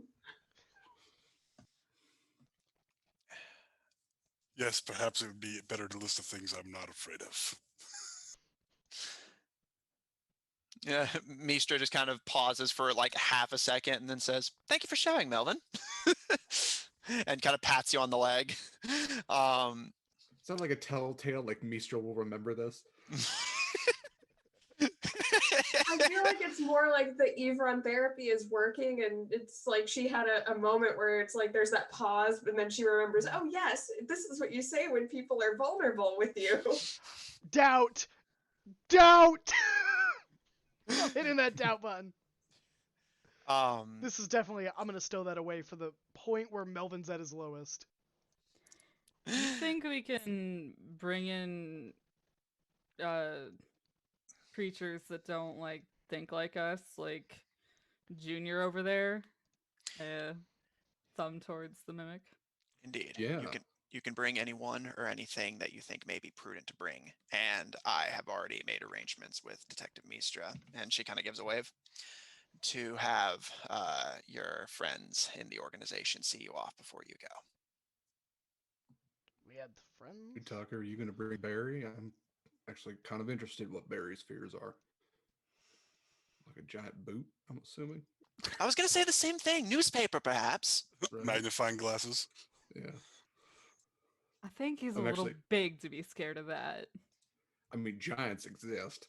I'm actually deeply unsettled by the concept of Junior's fears, but I guess we're going to find out. Well, light's We'll going to be find one out. of them. Yeah. That'll be a rather Yeah. that'll be a rather interesting experiment. Mr. Mizzlequill, perhaps you can add the results of whatever Junior was it stumbles across in the Nightmare Realm to your book on the subject. Chapter 12 Mimic Fears. A second volume. Israel suddenly moves slightly closer to Harris, just sort of like taking solace in his presence. Oh yeah, Gaharis is just grinning. Gaharis is too dumb to know what he's afraid of, or even to feel fear.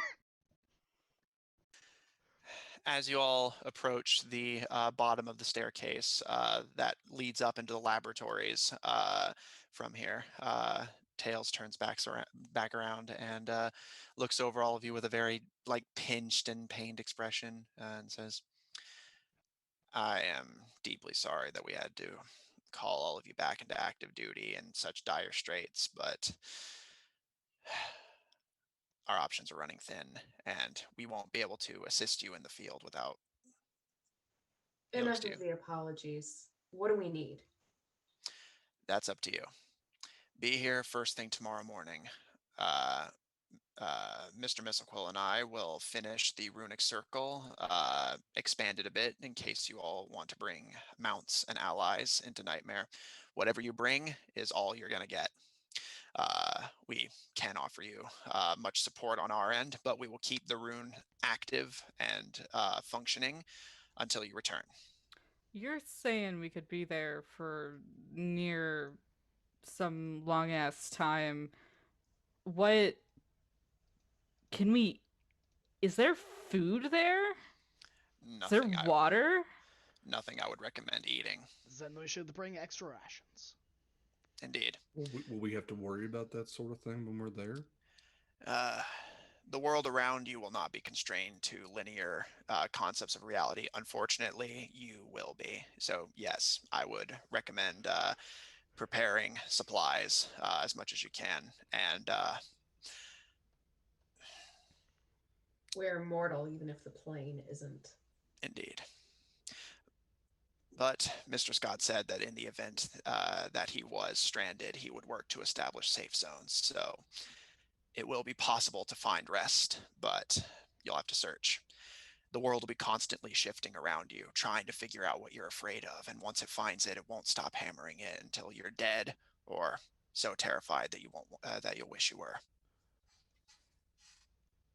If we defeat the nightmares that come to us, will they relinquish for a time?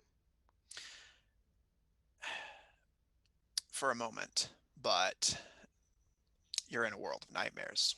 Nightmares won't cease their attacks, but they can be defeated. Mistra, is there a way to get an advance on the funding for this mission, as it is dire?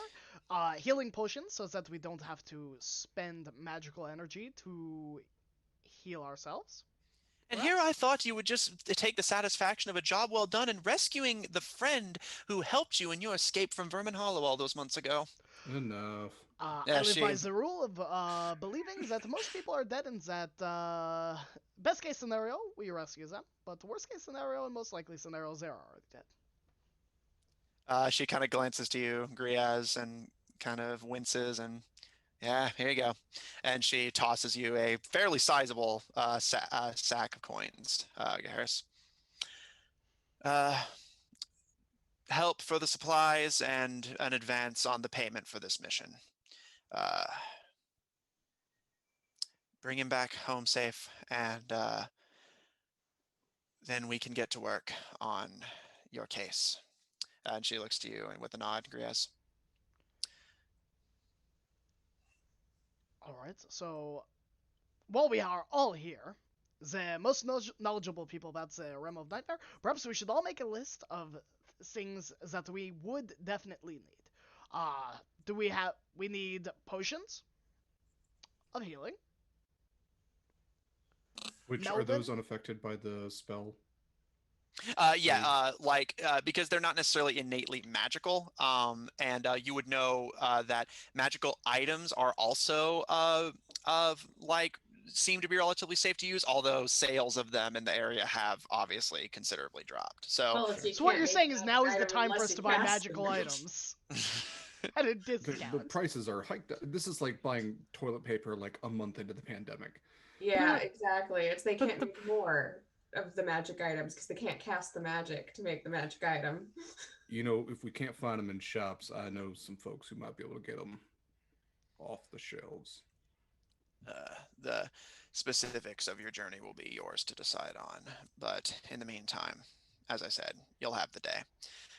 Mr. Mizerquill, try to get here early in the morning so that we can complete the runic circle. But in the meantime, I was planning on being here all night to work. no, that's an It's order. foolish, and you know it. You need a full night's rest, maybe an additional 4 hours from the look of you. Also a bath, because it maybe is the last one you will have for a long time. And even if that weren't the case, I think it's time you all had a chance to actually catch up. Circumstances aren't great, but you're going into a place where you're going to need some pretty intimate faith and trust in each other. So I think it's all the better that you have a chance to collect yourselves and get your situation sorted. Return here whenever you're ready tomorrow. Melvin and I will be ready. In the meantime, Utaka, Yeah. stay safe. And I know it's not much, but you see a spectral hand appear over their wrist and snap, and you feel a weight into your hands as a small box is deposited into your hands. Something for the occasion from the Detective Mistra and myself. Happy birthday. Huh. And you all vanish and reappear in your home in Valebright. Do we want to take a break right there?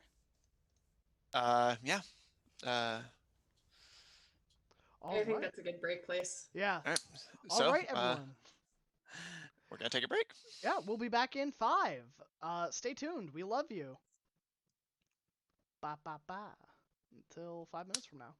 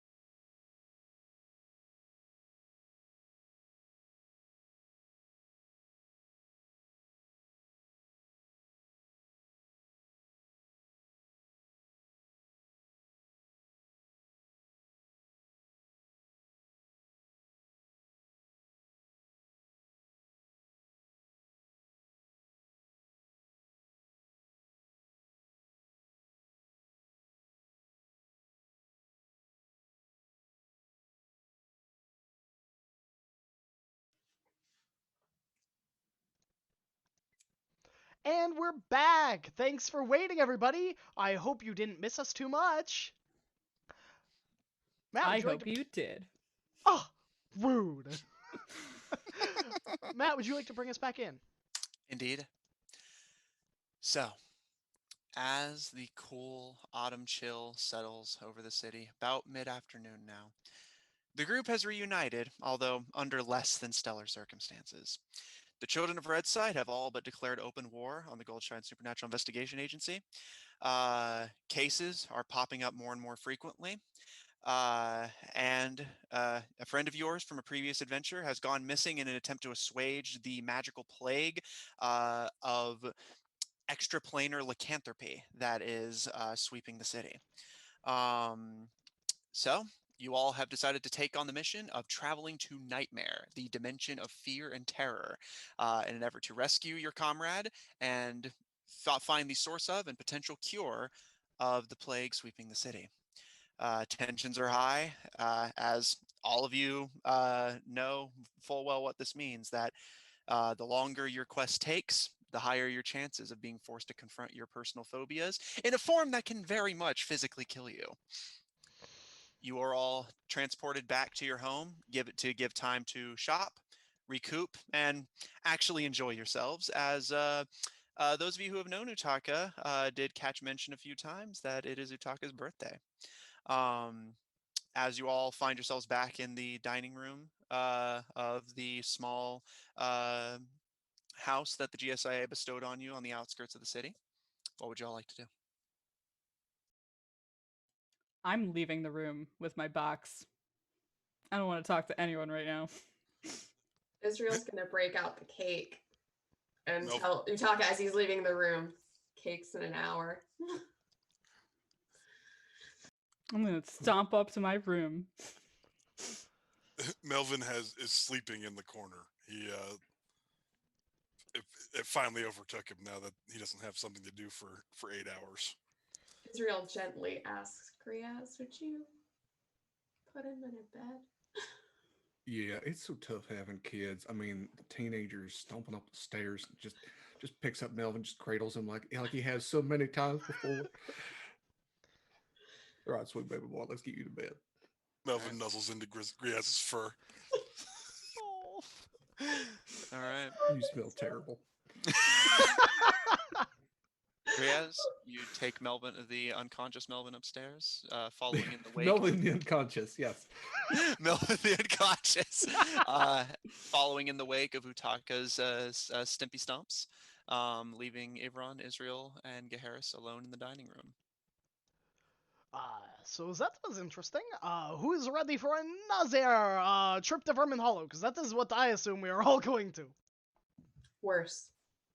It's going to be worse. She assures you as she enters the kitchen, getting out the cake that she made and fixing up the icing. She clearly hasn't iced it yet because waiting for the proper time to ice it, and then retrieves icing and starts to she's not great at it, but it's clearly definitely the homemade cake that your mom makes. Of it's no professional work, but it looks good.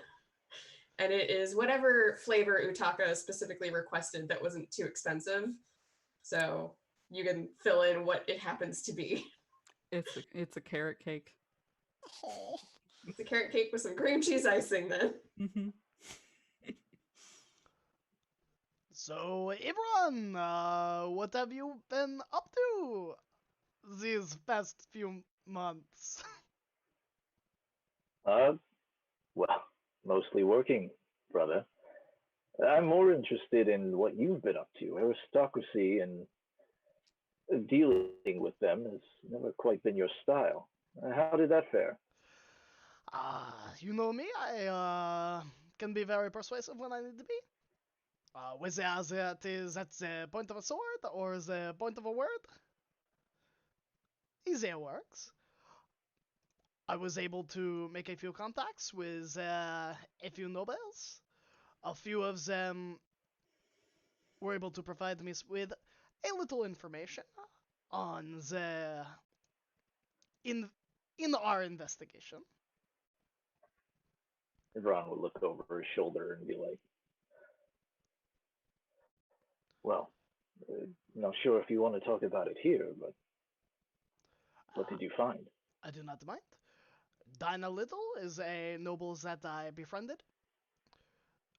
Her father was investigating the murder of Lord Blackmont, and her family has suffered greatly because of the passing of him.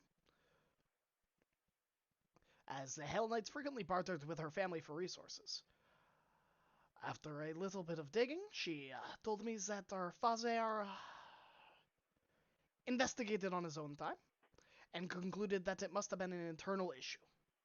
That nothing turned up that would suggest the involvement of an assassin or even outside political motivation.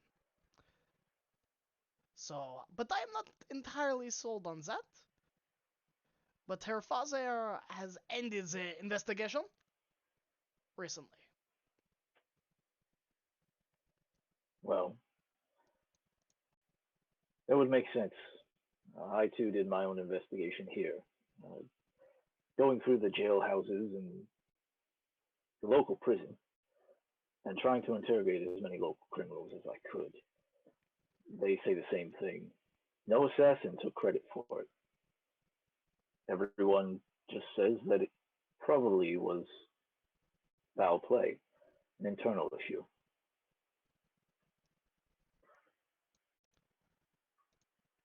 Do you believe that? I do. And I would also assume that during that time, very limitedly, due to the spell plague, that he would cast Zone of Truth a time or two, kind of Hmm. breaking the rule.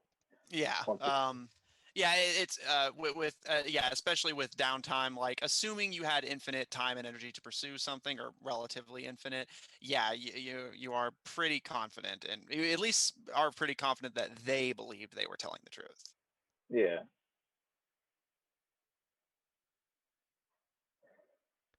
Oh, that reminds me. Speaking of criminals, look, I don't want to alarm you, but there is another companion that you need to meet, and with that, I think he'll try to like whistle and shout to his buddy there. Is it a dog? You're legally obligated to tell me if it's a dog. It's Ivron, not a you would know that they typically stay outside, but you can just get up to open the door and see if they will respond to your call.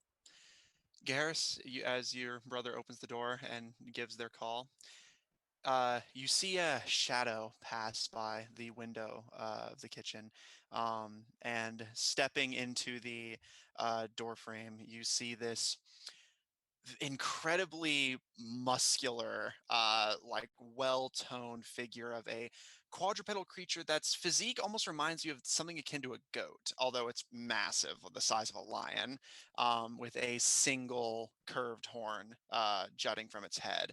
Um, uh, and beneath somewhat plainly colored fur, you see a body of sharp, wicked-looking dark scales, and attached around its collar is a little bell.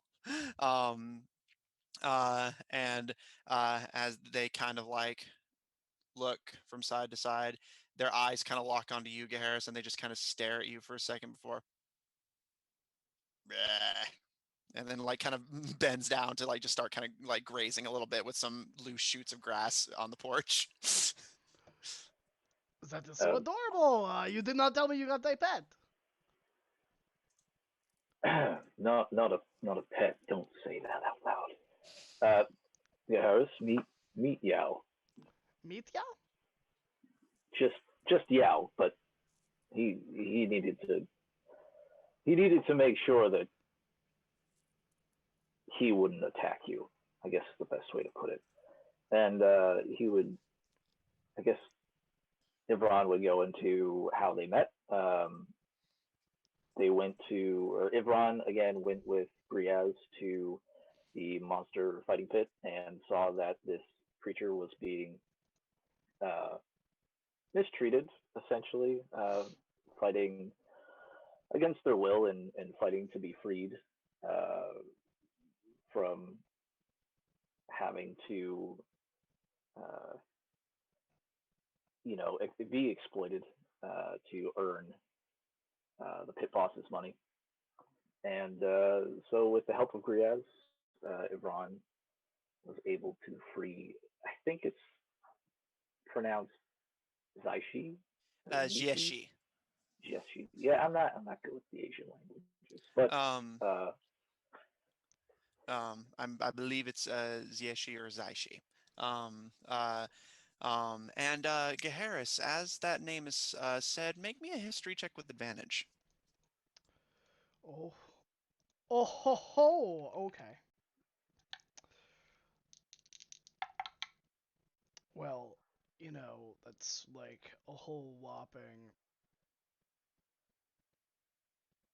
13. You are actually vaguely familiar with this animal. You've never seen one in person, but you have seen it on coats of arms before.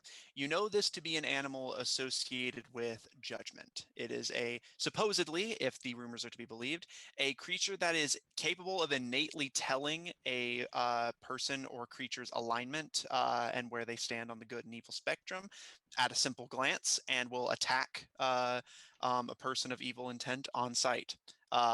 You are familiar with this creature because a lot of knightly orders, including your own, like to use it as a sort of mascot of judgment without error, given its propensity to attack the evil as soon as it sees it.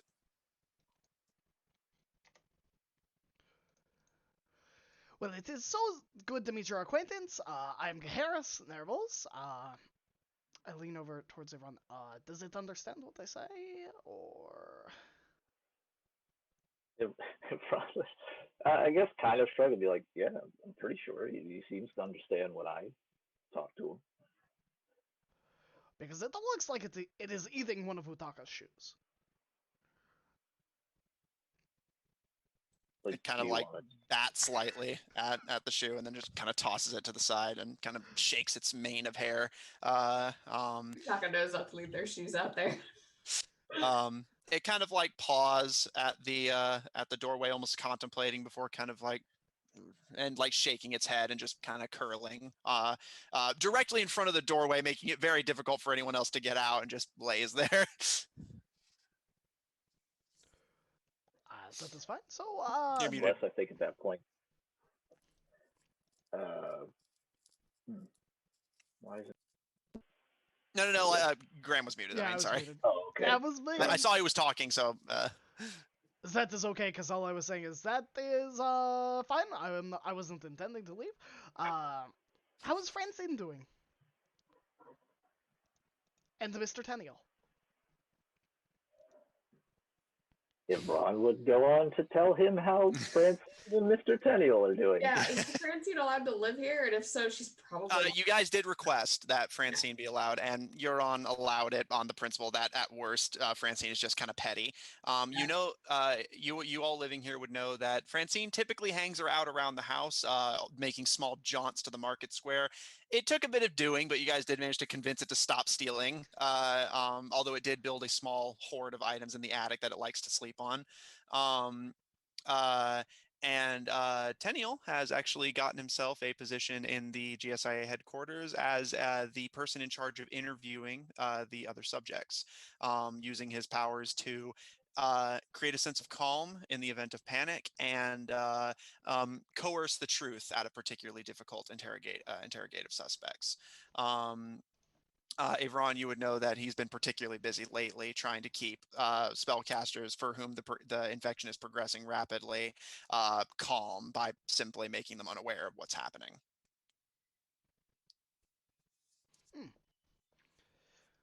That is wonderful. I'm glad that they are both okay.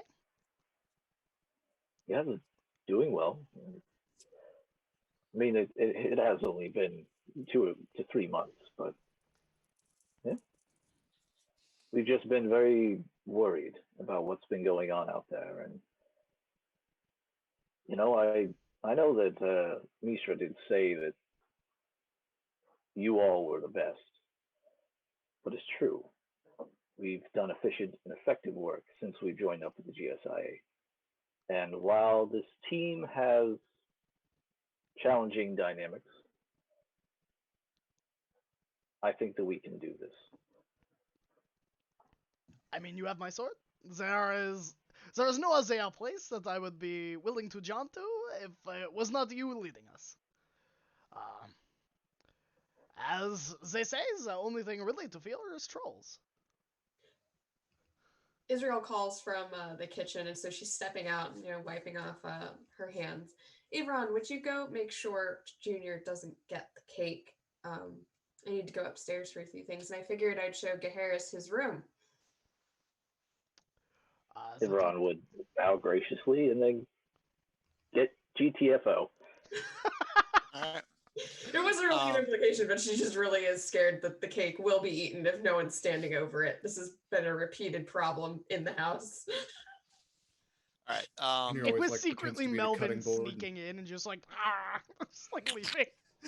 Melvin getting back Exactly. from a night of Uncertain if it's Melvin or Junior, but it was one of Griaz's babies. That's how Melvin's been subsisting, is just sneaking into the house at night and eating whatever food he can find lying around.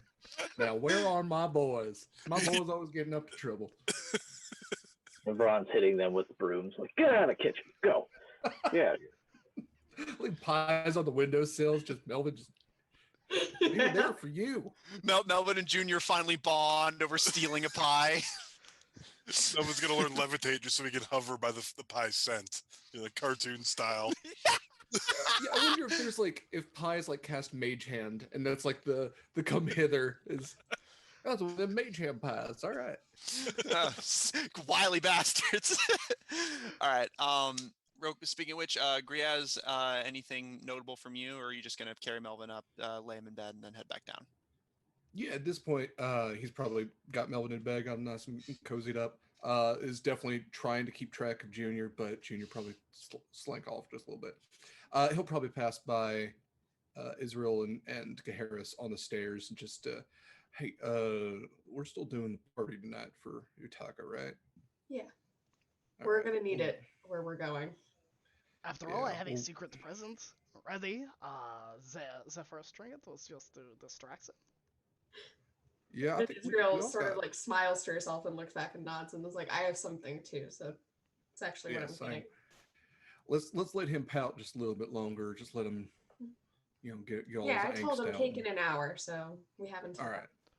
All right. Well, Grizz, do you want to run into the town and pick up some gear for tomorrow? Or do you want to do this after? I mean, we got an hour. I'll run out. See if everyone wants to come with me. Sounds good. I will take out my coin purse. Make sure you take Junior. I don't want that cake disappearing before we all get to it. Cake. I need to find him. I'm gonna have to poke all the chairs again. Good luck. Yeah. Cake. Found him. All right. Yep. Just running. Nope, buddy. Griaz, your passive perception's insanely high. Yeah, as you look around, you see one of the stairways like kind of shifting slightly before like scuttling down rapidly towards the kitchen. As you go, I just toss you like the payment that Mistra sent us and like an additional like pouch of gold. Yeah, caught it without watching or without looking. Yeah. Yeah, what a badass. Rogue reflexes. I mean, yeah. All right. Utaka. As you crit for the squad. Everyone's got a crit from Kayla. Everyone say love you, Kayla. Love you. Thank you. Except for you, Matt. You don't get any additional crits. Hey, I believe it or not, I don't want you to die. It's just my job to make sure it's possible. Utaka, as you stomp your way up the stairs towards your room, your frustration twinges very slightly with anxiety as you start reaching for the doorknob. You kind of almost blink and find yourself back at the start of the walk you were doing and have to retrace it to actually open the door properly. However, this time nothing happens, and you head in. Close it loudly and lean back against it. Like, that didn't just happen.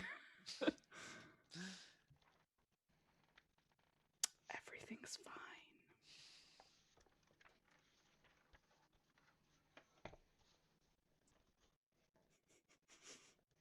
And I slide down the back of the door and just kind of like sit there, like hug my knees.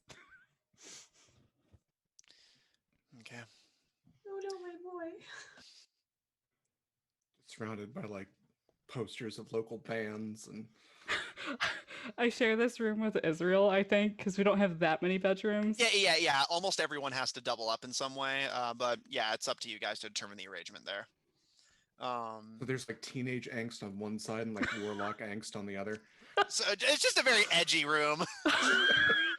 Well, Israel's looks pretty bare, other than like there's some wooden figurines and some stuff. And some tools, and obviously like her writing implements and her box of the letters. Like it, in fact, hers looks Spartan and almost like military precision clean. It's weird. I think Utaka's side of the room also is notably bare, although much messier in its bareness. Like he mostly just has his like traveling gear and stuff, but it's strewn across the side of the room. It's not like all packed together. Yeah, Israel has her things put away, and there's clearly like hooks on the wall for like her bow and like stuff. And then she sometimes has a little vase with flowers in it by her bedside and a candle, but like her bed's always made. Yeah. I don't think Utaka likes owning more stuff than he can carry. Is there a poster for like alchemical romance? No. There might be a poster for one of Griaz's fights though. Yeah. Oh, that, Very yeah. proud of you. First fight, that was probably like a souvenir. Definitely plastered that up. It's the only poster in the room. Yeah, you know. Yeah, It's probably one of the ones that like Utaka helped fix. It's just like a giant bug fight. Yeah. I imagine there was a poster of Ringo at a previous concert that has like darts thrown in it or knives thrown in it. Like the head Yeah. part of the poster cut off. Absolutely. All right. In fact, they both use that one. And they play darts. He's been teaching you how to throw knives. Exactly. It's on the back of the door. I hug myself underneath the knives. Exactly underneath the paper. Knock before entering. Peppered with many knives. Yeah, someone like drops something heavy against the door and just get eviscerated. All right. Israel. So yeah, And I'm Garrus. leading him to his room. Okay. Garrus, the house is messy, small, and sparse, but it's homey. It's cozy. Definitely shows the signs of how inhabited it has been, with like anywhere from 8 to 9 people living here at any given moment. And you're shown to your room. I would imagine that you and Yvonne would probably be the ones to bunk together. So you have a relatively similarly Spartan room on the second floor, as that's where the bulk of the bedrooms are, and the top floor is used for either extra bedrooms or storage. What would you like to do? This room is nice. It is probably the first room I've had in quite a while. Yeah. Yeah. They all have been. Francine's up the stairs, and she'd like indicate where the stairs to the attic are. Francine's usually up in the attic, or on the roof, quite honestly. If you want to go find her. She sometimes comes down and will cuddle with me or someone else, but not very often. But figured you'd want to know. I appreciate that. I missed you all a lot, Yeah. and you have been all right. There's like a very noticeable pause, and she lets out the breath. Yeah. All right. I missed you. And that's all she really admits. And she almost like looks to like step away, but she also like kind of doesn't want to, but she definitely like looks away. Uh, Harris will reach into his as they're like going into the room, and he'll reach into his pack and like set his pack on his bed, probably for the first time. This is I think Harris left like the morning after the siege and was like, "I'm on vacation. Don't call, don't write to me. I'm out." And I'll reach into the pack and I pull out like a little dwarven music box, like one of those little crank ones that I assume that I got from not Eva, from Hilo. Is that how you pronounce it? Yeah, Hilo. From a Hilo, who is a dwarven noble, and I will crank it up, and it just plays this very calming ballad, and I'll like set it on the dresser, and I will like hold out a hand to Israel to dance. She looks a little dismayed for a second, but she takes the hand before she can second guess herself. Yeah, and Gaharis will definitely lead. Like, this is pretty much all Gaharis has been doing for the past, like, 3 months, is dancing with people. Yeah, so it's clear that Israel has natural grace, and she falls into the steps easily. And she even seems to be enjoying herself, but there's definitely, like, a tension. Like, she feels like she shouldn't be enjoying this, and it feels like she's watching for something over her shoulder or over his shoulder in the shadows. Like, there's this residual fear that she does try to hide, but is there. Let's see. Yeah, so as Gaharis is, like, leading her around the room in this, like, dance while the music box is chiming, his sole attention is on Israel. As he leads, like, almost unwilling to blink, only blinking when necessary, and when the music box, like, ends, he will, release her hand, and then he'll like with the back of his hand as he's like dipping her, he'll grab the music box and then place it into her hand. As she was focused, had that focused attention, she does seem to notice her fear less, and she's flushed from the exertion and just from happiness, and she's grinning, and she seems to really enjoy it. And she does absolutely swoon a little bit as she's dipped, and then she's presented with this box, and she's just like, are you sure? Of course. There was no reasons that I wouldn't be sure. And she's like stunned for a minute, but she just goes, okay. And she does seem to hold this like it's one of the most precious things she's ever received.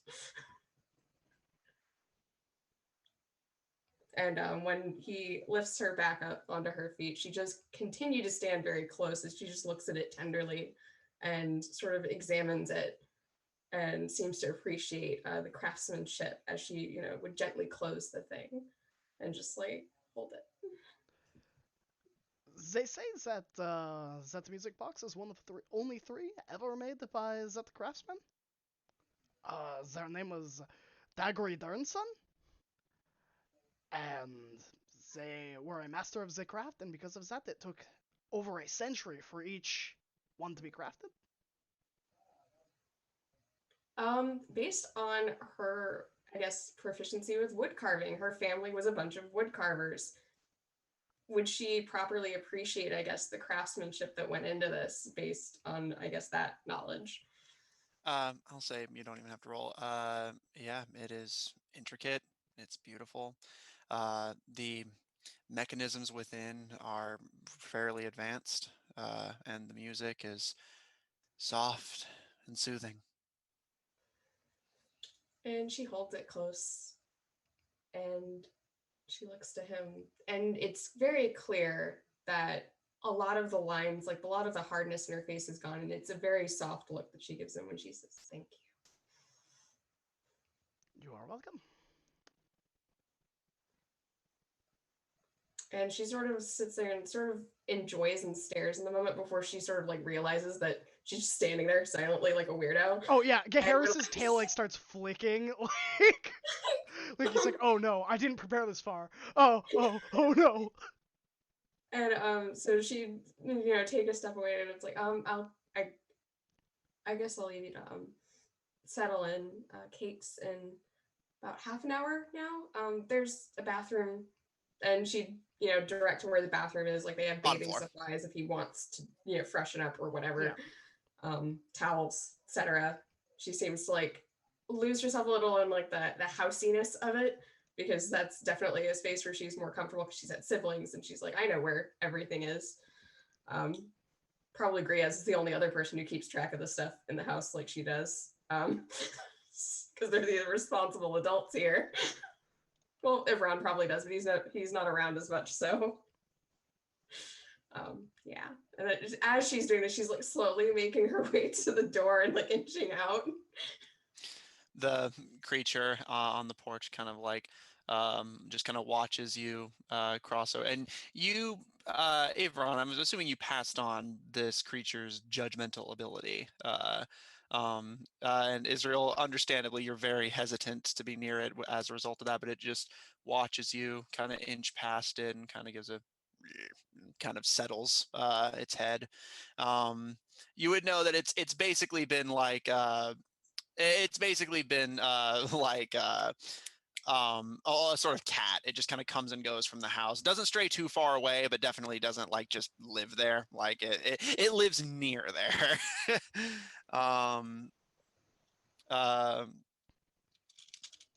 all right.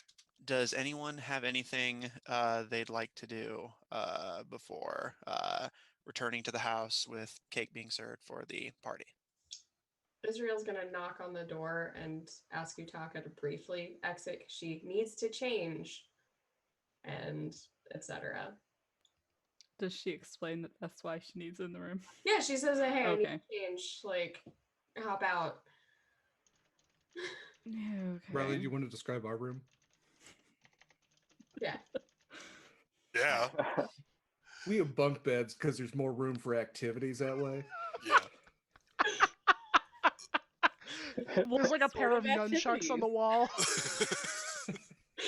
They're framed, okay? No, the activities. You guys have a little craft table. And it's like there were So I'm separate thinking- beds, but they were like precariously nailed together. Definitely. Yeah, oh yeah. They're definitely, we just stacked two Oh, yeah. beds and like, Cast mending a couple of times. Yeah.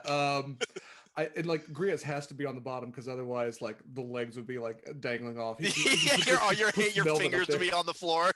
Yeah. I think like the windows like covered in like plants are like growing like around it. It's like if a jock, a plant nerd, and like a book nerd all lived in the same room. Like there's enough room dear for like Lord. push-ups. Yeah, but like there's also the desk that has all the books on it and everything. and Melvin's bed even is basically just a shelf for scrolls and books that he's brought home with him. There's barely room for him to lay in it. It's mostly He just just crinkles as he's Yeah, deposited yeah, his bed. Instead of a race car bed, it's a bookshelf bed. when he gets up, there's It gonna has- be text like stuck to the side of his face from sleeping on some ink. Like It has a very specific smell to it. Like I've never smelled this smell before. I don't know if it's good or bad. Is that patchouli? Maybe. have you ever been to a swamp library? Once or twice. It's like So it's like the It's like a mixture of sec- like warm jungle, some jungle plants that do smell nice, and like the nice smell of like books, but then also the bad smells of those things. and then also just like two whole dudes. One of them's a 7-foot tall furry animal, and the other one And hasn't the other bathed in one's 2 months. Kinky.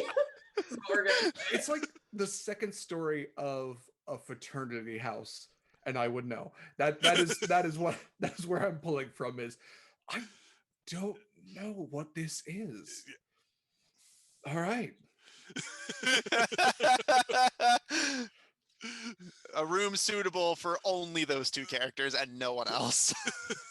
And like the door is mostly closed too, so it like ferments. Oh, There's no And if it window. isn't Ban on their closed- door being open within a week. Yeah. There's If a it- window, if but they it don't closed, open it. we close It's it. Yeah. just the sun coming and baking it. Is the Initially, right. the ban was only like no doors open at night for them, but then it quickly progressed to no, your door is not allowed to be open for any length of time. Yeah, and like mimic smell on top of that too. Oh, no. Yeah, Junior's litter box or whatever. Um, Oh, God. so I want to say that before I guess the party really gets started, Ron, while also watching the cake, is going to like look around the corner and make sure no one, especially Utaka, is around, and like reach into his pocket and like mumble something to himself, like maybe one last spell. Maybe I can break the rule one last time, and he'll like throw some silver powder in the air and just start muttering to himself. And he's going to cast or begin casting ceremony. Uh, and I would assume that if they like were to sing "Happy Birthday," that would be the little chant. I'll count that. All right. Griaz, you do your shopping. Harris, you make yourself at home. Melvin, you sleep. Utaka, you consider the ramifications of what you've been told today, what it might mean for you in the future. And Israel, you just walk off the encounter you had. And Some Avron, pacing before there's definitely rummaging in her trunk and movement of cloth. Like, she didn't lie, she is changing. She doesn't want Utaka to be out of any place longer than necessary. yeah. And Avron, you cast your ceremony. Finally, as the next half hour passes, you all slowly begin to regroup. I will assume that someone will wake Melvin up. Uh, um, and you all, Utaka, do you go downstairs? I take a bit longer, but I think I eventually do if people keep shouting up the stairs. Something. All right. We'll send all of our horrifying pets to come get you. Oh, also, there is totally a sign on Melvin and Griaz's door that says, "If this room's a rocking, it's because someone cast Earthquake." Oh my God. All right. You guys gather. The cake is served. Uh, the candles, I presume, are lit. Um, and Avron, you kind of smile to yourself as the group may not notice it, but there is a magic in the air from your ceremony. As with this spell, you sort of Do I notice it? As make someone who often casts ceremony. make an Arcana check. I'll give you advantage. Additionally, you will notice that Israel has changed into her dress. She has a very tiny woven circlet of like leaves. They look healthier, but there is definitely an autumn crown that's fairly elaborate that she's made with like bright autumn leaves, bright berries, etc. And it's his birthday crown, and she gave it to Utaka because this is something that her family did on everyone's birthday. So the family would wear the previous seasons, and the birthday child would wear the next season in a more elaborate fashion to signify that they are king or queen for the day, at least during the party. I think, first my Arcana check was a 15. In general, I think he looks very uncomfortable with a lot of this. Uh, although he's trying to be quiet rather than like draw attention to that. I don't know. Although he does like arguing and fighting with people, I don't think he wants to like make it clear that he's, I don't know. Yeah, it's a teenager's birthday. Yeah, Yeah. we've been there. Yeah, Yeah, we've all been. I mean, have you been here? People though? love me. No, it's not really that. He doesn't want to be a party pooper at his own party. Yeah, Yeah. Yeah. exactly. He's I pretty down. live He's like, Real I'm note that he's pretty dying. down. I'm dying, question mark. Also, I've never had a birthday party like this before, so this is weird and I don't know how to handle it. So there's just a lot of things, and he's, I think, terse and giving a lot of like few word responses.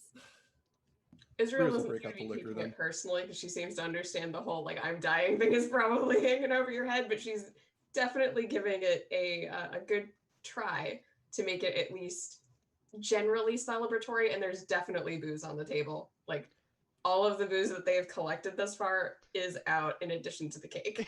All 9 wine bottles I bought last episode that I didn't drink are on that table. Yeah. That was the present, was I didn't drink them by myself.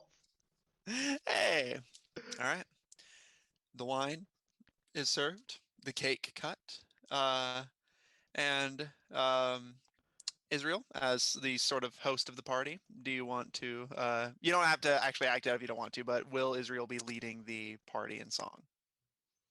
She will A non-DCMA song. Yeah. will start singing the birthday Well, song that she suggests that her family always sang. And it's essentially, I'm just going to summarize what it is without a tune because I'm That's going to fair. wing this.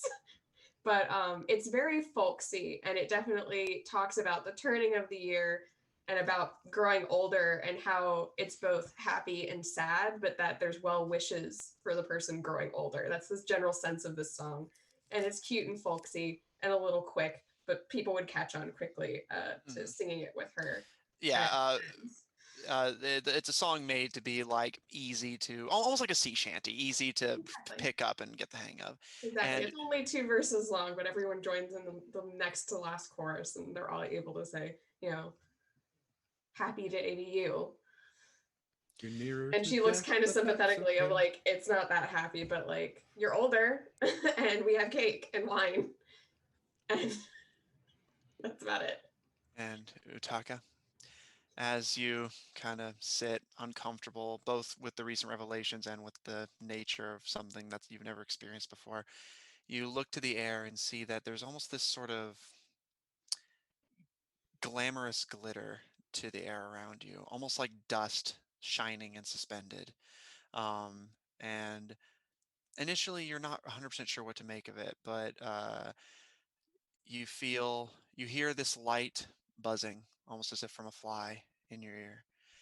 And while you are, as a water genasi, perpetually soaked, you feel this cool, smooth sensation, almost like water running through your hair, almost like a hand gently being run down it, as the glitter and glitz in the air sparkles lightly, almost as if for the boy who has never had a birthday, uh, the gods themselves are blessing this as an official ceremony, as Utaka has come of age. 2 proud parents. I think he's like kind of trying to cover his eyes. He's probably crying. And so Israel leads a round of claps as they all like finish the song, and she's like, okay, and cake is served. Any last minute presents for our birthday boy? Yeah. Utaka, this one's from me and Melvin and Junior. He didn't contribute as much, but Eat food. pull out. Yeah, we'll get cake in a second, buddy. Patience. Damn it. You got a birthday coming up too soon. And he'll pull out just a like small like brown paper wrapped box and just kind of slide it across the table, and it's just kind of like scribbled is Utaka. It ain't nothing fancy, but it's your day. So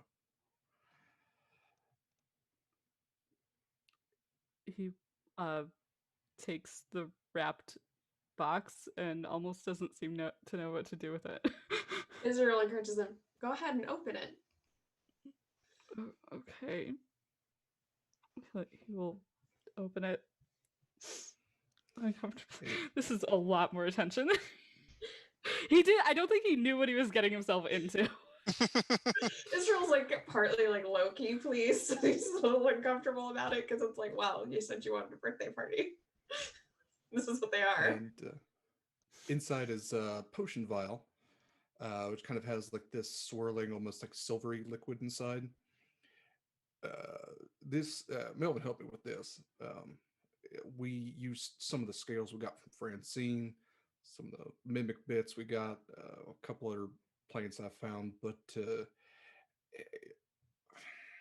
I'm really proud of you for all your stuff you do in being a rogue and whatnot, and this will help a little bit. It ain't it ain't as powerful as your normal invisibility potions, but it'll last you a little bit. So if you ever, like right now, don't want to be seen. I mean, don't use it right now, but if you ever need to get away for just a minute, like literally just a minute, this will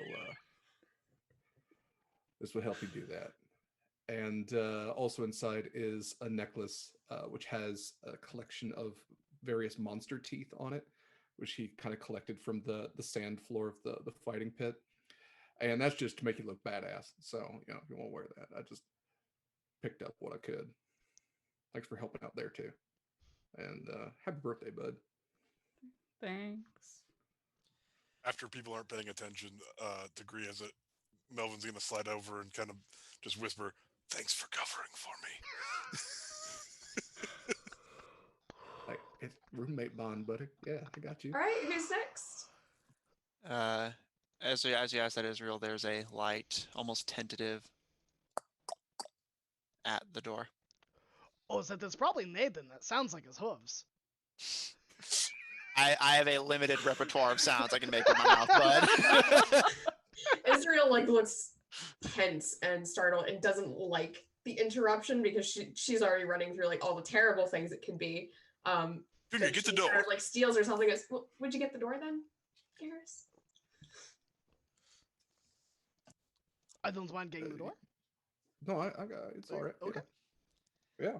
I was thinking, I was waiting for Junior to potentially jump. I was just holding on. No, I got it this time. Junior is laser focused on the cake and is just waiting for attention to be off of him, and the cake itself, and just Weird to have a shield that pants. So unsettling. It is. It's deeply uncomfortable. I don't know why, because you already have pants that pants. It's been great playing with you guys. Divine smite. Grizz go to the door, and as you, I think he kind of has to lean down through most doorways, but yeah. As you open the door, you see that Ivron's pet has kind of laid off to the side, seeming a bit irritated, having to have seemingly recently moved. As standing in the doorway, you see Regina. For descriptive purposes, you see a seemingly human woman with dark, almost crimson red hair, which is currently tied back in a rather loose, frayed bun. A pair of spectacles over her eyes. Since you last saw her, she has changed her garments to be almost the type of things that you guys wear. It's not armor, but it's like travel clothes, boots, breeches, a vest. And you can see that there are holes for a belt, that those of you who have been living here would know that she's been slowly getting not comfortable, but willing to enter her monster form for combat. And the belt acts as a actually surprisingly functional way to keep the scorpion tail less visible when that need arises. You can see the pitch black eyes of a spider behind the spectacles, as she gives a kind of nervous smile. And you can see sitting on her shoulder with mouth wide open is the massive tropical green and yellow striped chameleon that is Francine. As Regina kind of looks at you nervously, Griaz. Um, uh, the doctor in the GSIA base said that it was Utaka's birthday, so and she kind of holds up a box. Yeah, come on in. Sorry, I thought I'd give you the invitation for that, and now I'm realizing that. Yep. No, yeah, come on in. All right, yeah. I asked Mr. Tenniel, but he said he didn't want to come. Yeah, that's fair. Yeah, no, you are more than welcome, Regina. Come on in. Thank you. And she kind of steps in past you, and Utaka, you see her enter. Um, her her health has definitely visibly improved a bit with the constant attention of GSIA spellcasters able to assuage her pain. Her skin is fuller and more brightly colored. Um, and while she does still carry the visibly monstrous features, she does not hide them as deliberately. In Veilbright, it's a lot easier to blend in, even when you stand out, as this party well knows. And she, for all the world, looks like the relatively low-level adventurer that she had once been. Um, as she kind of nervously drums her fingers on the box and kind of carefully puts it in front of you, Taka, and puts her fingers together. It's not much, but um, I know you like this sort of thing. Um, you might want to open it quickly before it runs out of air. What?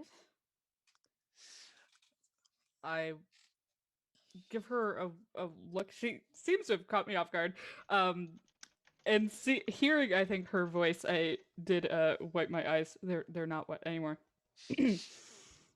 But I will open it because it's dying. What? I don't know what it is. As you open the box. It's a relatively ornate one, but definitely you can kind of tell it was a sort of on the way here purchase. But as you open it, there's as a frog hops out onto the table, a very, very fat tropical tree frog that kind of looks around and its eyes kind of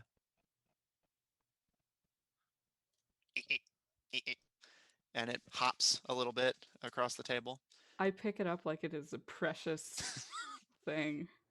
Yeah, it's about the size of your palm.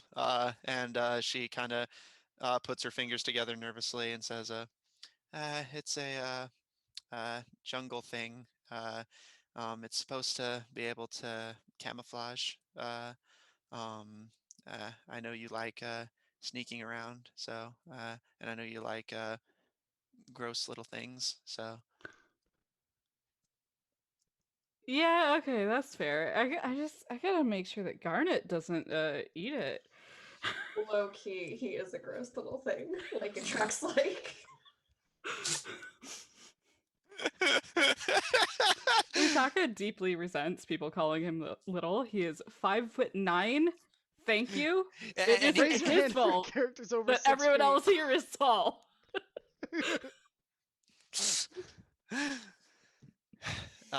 And you all watch as Utaka delightedly starts just having a little pet meeting. And as they are charmed by you, they will not attack each other without willing it. Obsidian kind of like almost experimentally kind of prods at the frog and kind of almost jabs it in one of its eyes, and it just like Mm-hmm. I glower at Garnet and then move them back to my head where they kind of like crawl under some of my hair. yeah, they kind of burrow themselves in. Um, there was a Which is a few. scorpion. I don't think we actually said what it is. For season 2 benefit. Little kind Yes, of they are. reddish scorpion. Uh, and Utaka, as you turn your attention back to the frog, it kind of looks around at the crowd around it and kind of hunches down and vanishes. I figured you might want an animal that won't drown if you need to swim.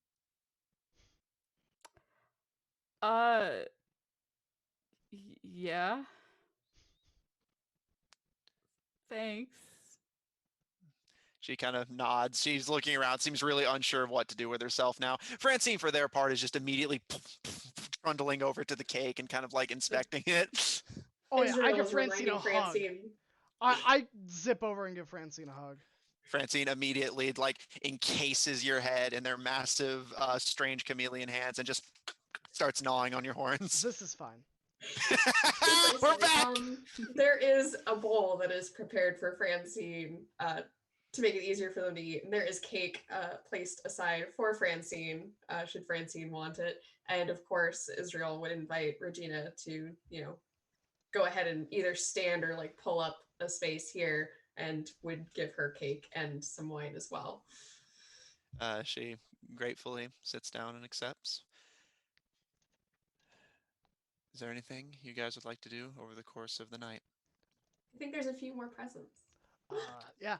Gaharis will put a small package in front of Utaka. And slide it across the table. This is from a noble that I met. I said that I knew a friend that could live underwater. And I did a favor for them, and they sent this. Just open it. It's not a big deal. Okay, friend. I will open it. So it is a bunch of cultivated coral to be transplanted in like an aquarium from the mer people. I don't have an aquarium. We can like put it in the sink for now. Okay. Okay. And it shouldn't die before we get back.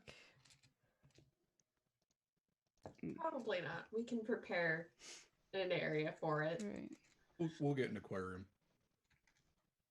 With corals like this, you want to make sure the water has the right salinity and the right acid levels. Otherwise, it can cause bleaching and damage to the life form. If you don't mind, I have some alchemical ingredients in my room. I can put together a tank that'll keep it alive for you. Okay. That's very kind of you, Melvin. I don't know if I have to roll anything for that, but Melvin's gonna make salt water. It's harmless. I'll allow that. Roll to salt water. Make a nature check. Disadvantage. I'm kidding. All right, so Melvin, you. I'm pretty sure I can make salt water. You could, but where's the fun in that? Yeah. No. Melvin's just feeling really Got an bad that he alchemical- forgot all about birthday parties and didn't have a present, so he's just doing whatever. You had a present. We should have gotten an alchemical jug. That way we could have made mayonnaise and salt water. Don't say mayonnaise around Graham. No. So last but I had not to least, warn a player Sorry, for the I upcoming need a minute. campaign who got a jug of alchemy, and I said, "Don't you dare use it for mayo." Look And they at were the like, calories. "Can I substitute something else?" And I was like, "Yes, yes, you may." Miracle Whip? All right. Any final presents to be yes, given? Israel has something for when Utaka gets back, and she pulls out a rather, probably the most sizable box yet, other perhaps than besides the coral. It's about, let's call it about a foot by a foot, but it's a pretty thin, about 3 inches wide, wrapped package, similarly wrapped to everyone else. It's not particularly, fancy or anything on the outside at least, but when unwrapped, it has a box, and inside the box is something.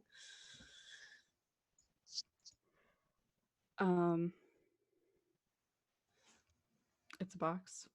Sorry. So I was the box, distracted and by it's a really beautiful wooden box, but the box itself is fairly plain, of just this dark, either walnut or mahogany. You're not sure. You don't know wood, but it's nice. But and the box has a clasp, and you can flip open the clasp and open it and see what's inside. I sniff the wood. The wood does not smell like cedar, but it smells nice and it smells oiled.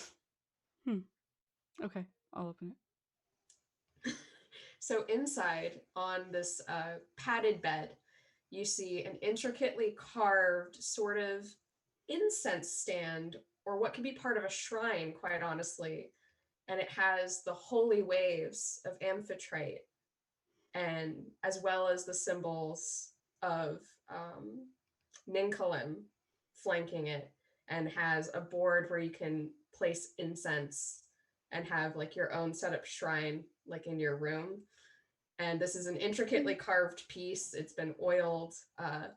It's made of a nice wood that seems to allow the grain of the waves to be emphasized as they curl to either side. And there's an impressive variation in the tones that she was able to create in this. She clearly worked on this quite a long time and has impressively kept it secret from you and hidden in her room. Yeah, that is impressive since we shared a room and spent a lot of time together. We've all had Exactly. roommates. We've been there. Mm. All right. And Yeah. Utaka, are you going to open the box that you got from your boss? Oh, did I bring that downstairs? Because we definitely took it upstairs when I ran up there. You can go grab it. Yeah, I think I'll kind of gather everything that people gave me and kind of I don't know, shuffle and look really uncomfortable and at my feet and be like, thanks, I guess. Sorry, you guys had to do all this. And I will turn and start heading towards the stairs. It's not a problem. She calls after. Like, I guess we can eat cake. All right. Does Utaka seem like sad? I don't know if sad's maybe the word. Yes. Okay. Yeah, I've got nothing. Harris isn't good with this. Harris acknowledges that Utaka is sad and just goes, and then looks to Avron. Everyone can see your concern, but just let Utaka go. Would that seem weird to Gaharis? Because Gaharis hasn't been here to notice what other people in the house have noticed. I mean, a little bit, but I think Harris would interpret it as Ivron is just like, oh, I'm acknowledging he needs his space. He'll be back down in his own time. And Harris will be like, oh, that makes sense. What a good leader. You know? Okay. Because I don't think Harris has any reason to look deeper into it. Utaka, you make your way upstairs, passing Melvin, coming down with a jug of freshly alchemized salt water. And as everyone begins to cut and serve the cake, you re-enter your room to stow away your gifts as you wish. And if you want to, you can open the what appears to be the last remaining box, although you may see if Ivron has anything to give you. I don't think I expect him to give me anything. Do you open the box? What, Jeremy? I was just going to say, everyone, this whole time has just kind of looked stern and stoic, but he has a gift for you. Okay. Yeah, I will open it with the door closed. And opening it up, you find what initially appears to simply be two sticks of metal with a few holes drilled into them. But as you kind of carefully finagle it, you find it crests open to reveal a blade, a pitch ebony black balisong flip knife, similar to the ones that Mistra wields. While they do not have the chains that she attaches to them, it has the same recognizable curve, the same pitch black finish. While hers are a brighter silver, these ones are a pitch ebony black with a deep serpentine green to the blade. And attached to the handle that would clasp the knife shut is a small note. I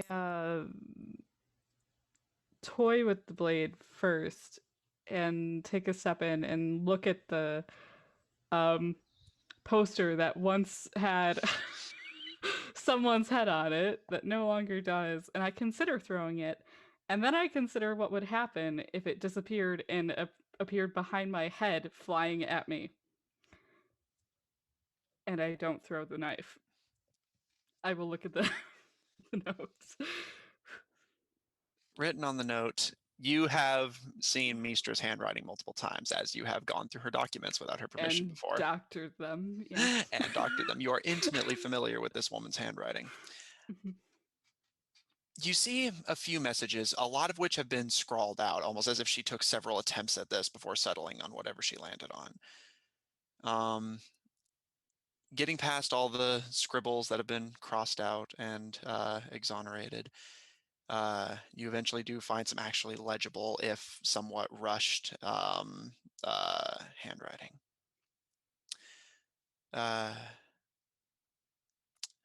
There's a splotch, almost as if like you can tell the pen hovered there for like several minutes as she contemplated before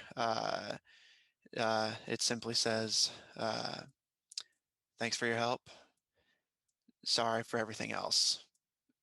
And attached, almost dripping from it, is what appears to be a small rollable scroll, which you recognize as being the ones that Basil uses to identify his magical items in his shop. And unfurling it, you find a note from Basil explaining what this is. Utaka, you may add a +1 dagger to your inventory. And as this is a butterfly knife, you have advantage to sleight of hand checks to conceal this weapon. Okay.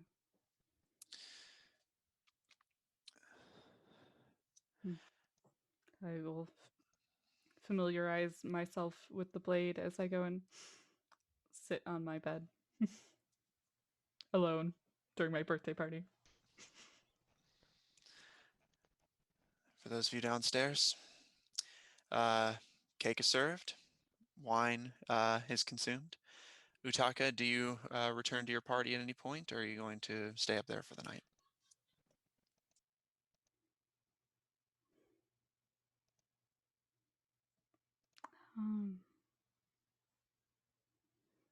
I don't know. Depends on how happy they sound. Given The that happier they sound, the less likely I'm going to go down and injured. Okay, in that case, Melvin, as you return with your salt water, what are you all doing? Cake and wine are available, and you all are free to enjoy the party. I want to talk to my co-parents real quick. Just pull Israel and Avron aside. Do you just want to leave him be? I know this is tough for him, but Let's give him some time. Let's eat. If he doesn't come down in, let's call it another half hour, we just bring his portion up to him. And she looks to the other two like, that sound good? it works for me. Ivron All just right, let's do stares. some shots. Everyone just stares, what? I said Ivron just kind of spaces out gloomily, like, yeah, whatever. Like, Israel like gives him a look like, what is up, bro? Because she's been on both sides of this. She's seen Utaka upset at you. She's seen you upset at Utaka, but I don't think she's gotten any of the details, which there's definitely like a, oh my god, what is this? This cannot, what? What? and as soon as Brian's mentioned shots, he's like, all right, let's go do shots. Gonna avoid this topic.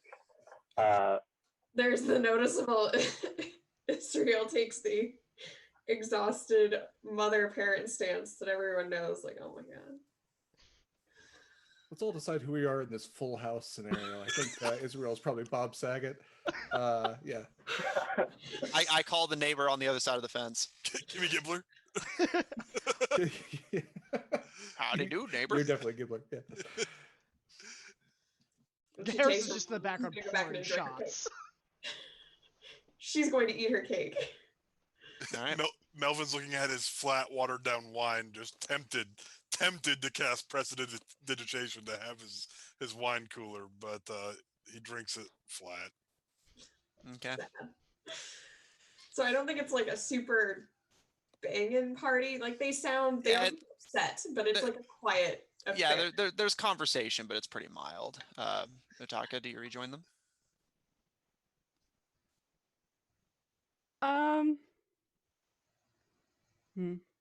Or at least, do you rejoin us in a half hour? Because after that point, Israel will take your plate of cake and go. I think almost like right when you're planning on going up, he starts coming back down. Since you guys aren't being all rowdy and laughing and everything, I think that would have driven him off. But since it's a bit more manageable, he thinks he can deal with it. So Israel does give you a warm smile as you rejoin them and offers you, your cake and your wine that has been reserved, and she has fended off Junior for you a few times, smacking him with a fork. Get drunk. Get drunk. Get drunk. But you ain't old enough for that. Nope, I'm not having a drunk mimic again. Again. Drunk. Again. And then, of course, again, prompts questions from those who were not there for it. And that launches into a whole story. Harris is on This was bottle one 3. of those like Melvin experiments. This was a drunk mimic in a library. Things did not go well. Some of my money went towards replacing the books that he ate. Some of our money went just to burps. hiding the bodies. Well, the bodies were easy. We just fed the rest of them to Junior, but Fed to Junior. And just they start gnawing on a slice of cake. All right. As the party progresses, you all get relatively deep in your drinks as you swap stories of what you all did in your time apart, and Utaka, you find yourself relatively able to relax, stave off the potential impending stuff, and we pan out to this small, humble, ovular triple story. Much skinnier, so the height is less impressive when you consider that. And our perspective shifts to the astral plane, a translucent, ever glowing, fading world of pure thought and magical energy, as gnarled, what appear to have once been hands but are now no more than paws. Wolves patrol the outside of the house, drooling this static of the void between dimensions, as Utaka, likely getting fairly deep into your drink, is sporting a sizable bite that is dripping, flickering static. Back in the material plane. Any final errands before tomorrow morning? Did we, as a party, want to air out some of the fears that the characters have, or were we waiting to do that in the morning? I mean, Harris will do that when he's drunk because I think that's when you're gonna get the most honest answers.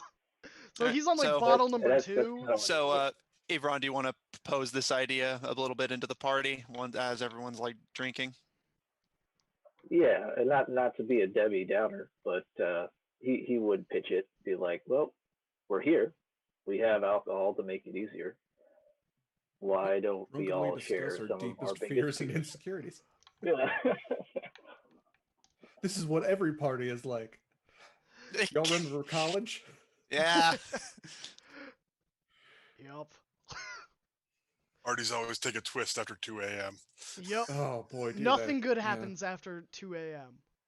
Ugh. That is the moment you go home. Bars closed for a reason. Um, Yeah, actually, that is an interesting point, Iran, because my worry, especially, is as someone who can turn into different types of animals and potentially things that are fearful to y'all. Are there any? Is there anything I should avoid? Giant spiders, sharks, bears, I don't know, almirages. I don't even know what that is. Oh, it's a little bunny with a unicorn horn. They're adorable. Regina, who is incredibly deep into the wine at this point, kind of swaying a little bit, kind of looks to you and just, no spiders, please. All right, Um, no spiders noted. Grizz, what is your fear? Are you ever like afraid that you will get stuck in this animal form, unable to like yell out and say, "Hey, it's me," and that we might hunt you, or is that or is that your Well, mind, or is that your mind will like slowly erode and you will become the creature itself? yeah, I remember when I was a young bugbear, a series of novels. When I was a I'm gonna young reference Animorphs. bugbear. Yeah, I Out of also the remember a swamp, Rutger rebels Hauer come. movie called Lady Hawk. Yeah, it wasn't a fear until now. So sort of that. No, I mean a lot of my fears kind of circle around stuff in my past. I had, as you all might have gleaned by this point, a bit of an illicit history. So I have an extreme fear of being confined in small spaces or barred from my freedom. Yeah, that Big ain't fear right fun. now is, yeah, yeah. I know a couple of y'all might share that one, but I don't like abuse of authority is a big thing for me. Um, and yeah, loss of my home, loss of a home, the things I care about. That's one of my biggest fears. What about you, Harris? Uh, well, there are trolls, but the most importantly is trolls that are eat their own kind and go feral, and then they're pretty much unkillable. At least I've What never heard. about gnomes? When you see them, you like turn around and walk away. There is a difference between being afraid of a gnome and just not wanting to be around one. Okay. I am not afraid of a little tiny gnome. What I don't like is that they are all eccentric assholes that have no caution or value of other people's lives. That Okay, I just thought no, maybe I don't know. no, no, no, no, I no. fear the gnome you can't see. That may be true. There is also all of you dying and me having to watch it, unable to help. There is. Well, that isn't important. I'm not really afraid of that. What about not finding out what happened to your dad?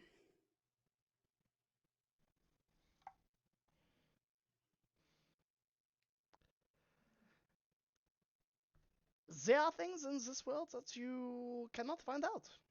That that is the true cruel nature of the world. You do not always get answers. I know. That is not something I fear. That is a possibility that I have accepted. I think that a more reasonable fear would be being abandoned by all of you.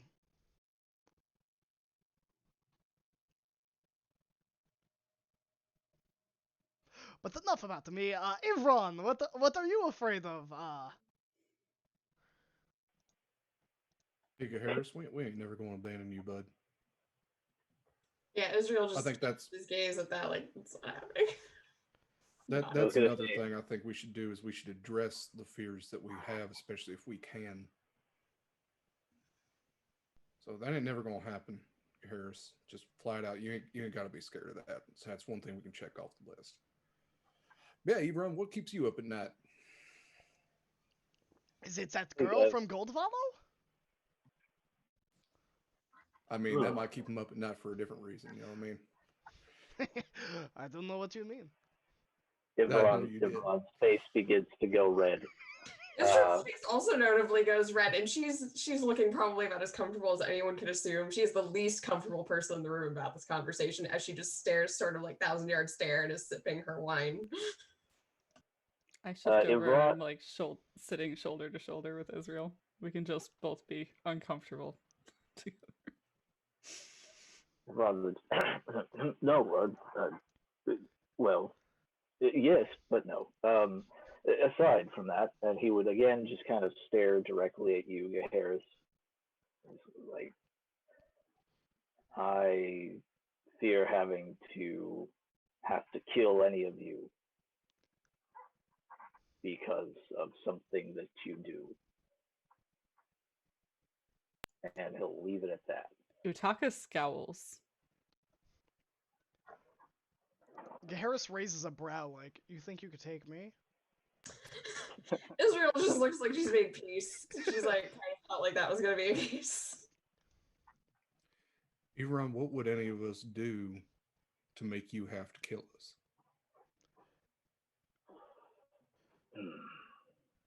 Well, I suppose there are some natures within this party that might overcome your personalities. And he trying to say this in the best way possible. That Ivron's biggest fear is that Geharis will become a part of his like infernal nature and just start doing evil things. So I guess what Ivron is trying to say, without actually saying it, is he does not want to have to kill Geharis specifically. Should I roll an insight? I would I say feel like that that's maybe important. Geharis would know this one. Oh, yeah. That's entirely fair. Because this has been a fear for Ivron for like a long time, but I Yeah. don't think he's ever actually said it to Geharis to his face, where he's like, "I'm afraid I'm gonna have to kill you." Yeah. Hearing that, I think Geharis would offer a smile to Ivron. That is highly unlikely. I don't see any reasons that you would have to kill us. On top of that, I don't think you have it in you to begin with. We shall see. And he'll chug whatever he's drinking.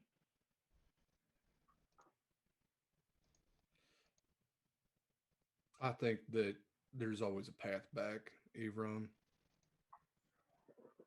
There's always a way to redeem the people we care about.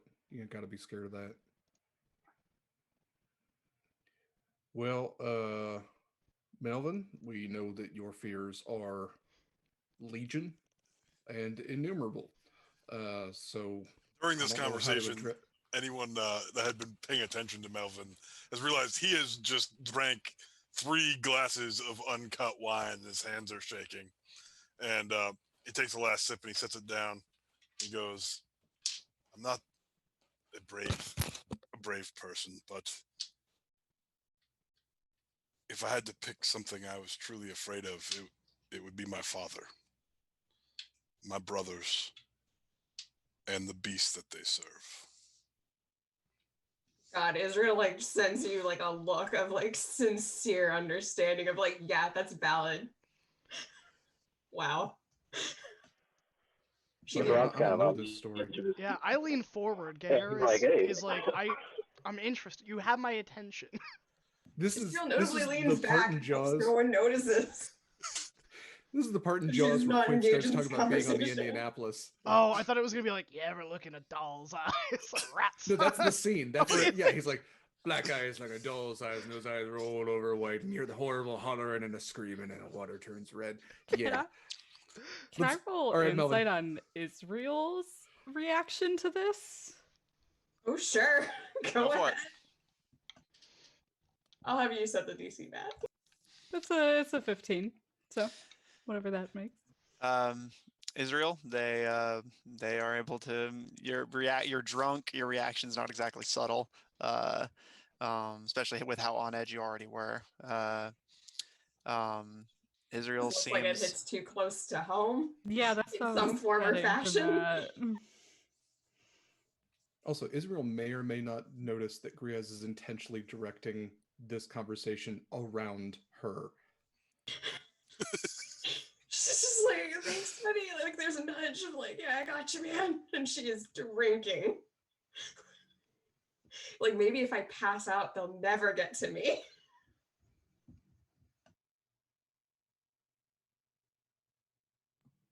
So, Melvin, what's this? What's this about your dad and your brothers? They are not good men.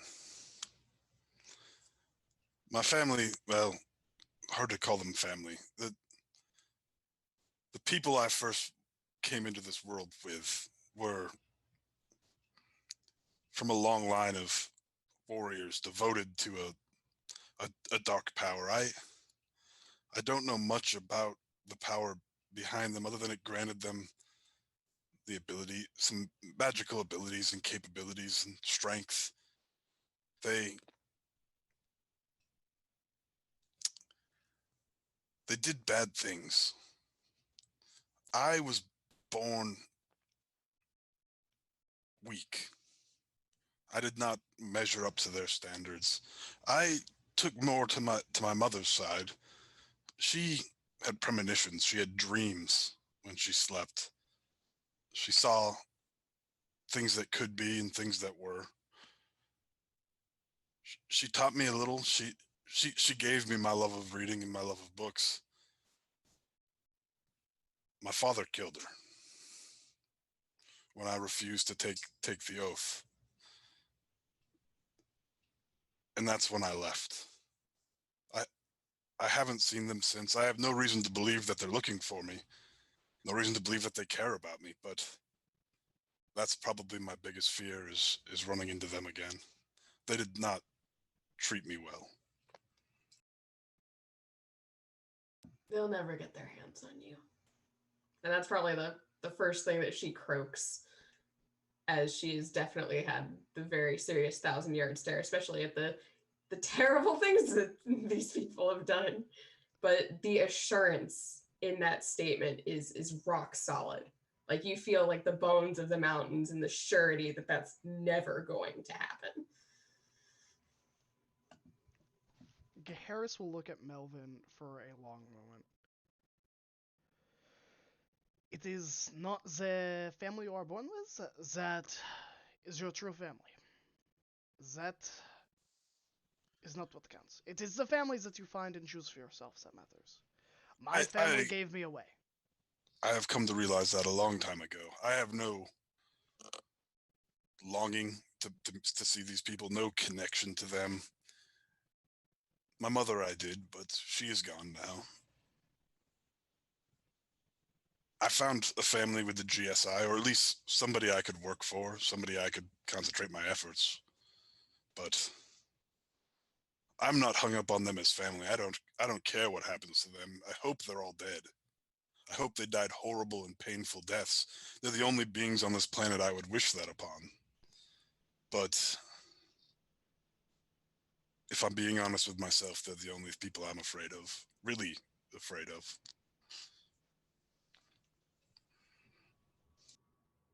Buddy, I'm really sorry that happened to you.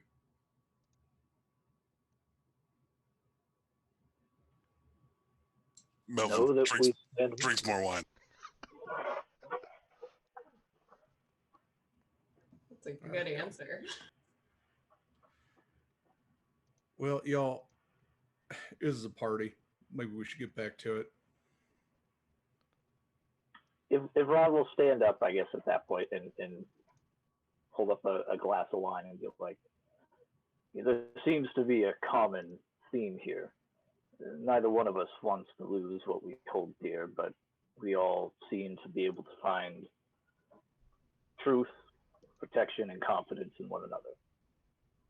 And he looks to Melvin, is like, this is this is my family. And he'll say to family, Family. family. Regina sways and holds up her glass.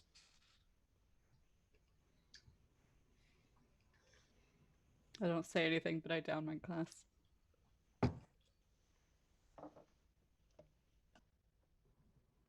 Melvin downs his glass and proceeds to pass out off the back of his chair.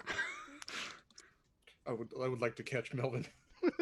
Also, question. Yeah, with your long is, reach, you just catch him. Yeah, just Um, pull him right back up. It's time for bed, little boy. Let's get you up to bed. yeah, I guess it would be how drunk is Israel at this point?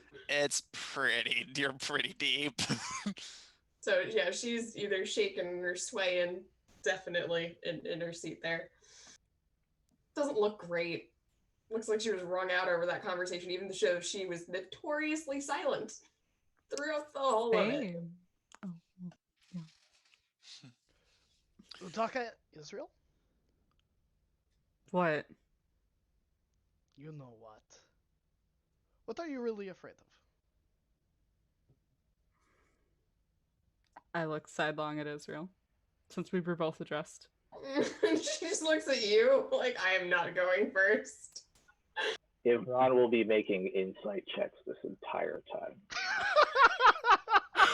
These My look deepest Yeah, fears, yeah. insight check. He's like, I'm you pretty can't sure lie to how me, drunk good Israel old is. Rob. She looks super shady as she does the sidelong look to Utaka. Like, you guys over. I don't think Utaka looks as drunk as he has in the past. I think the nature of today, I don't think he actually drank that much.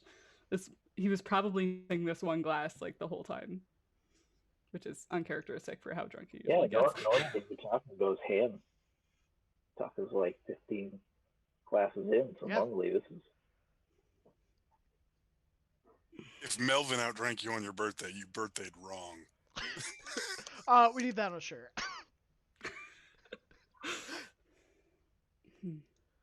Israel does give you like a pleading look of, please don't make me speak first. I don't know. I've seen some shit I don't want to see again. He looks to Griaz and says, "You can't turn into an illithid, can you?" I don't think I know what one of them is, but no, it ain't on my list. Okay, good. Because, like, they have, like, like an octopus face, so I wasn't sure if it, like, fell under the whole druid thing. I think I can turn into an octopus, but it always like I don't it's like think an you can octopus. do what they can do. But I don't know.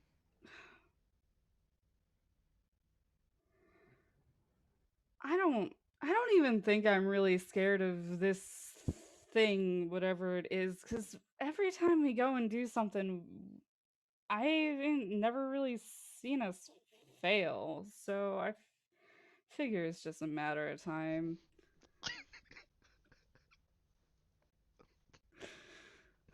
But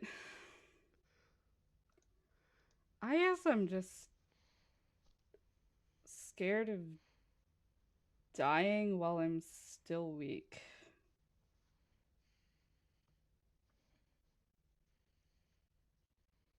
I think that's it.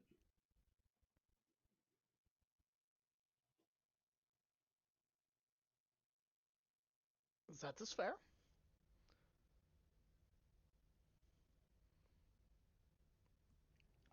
Ain't gonna happen.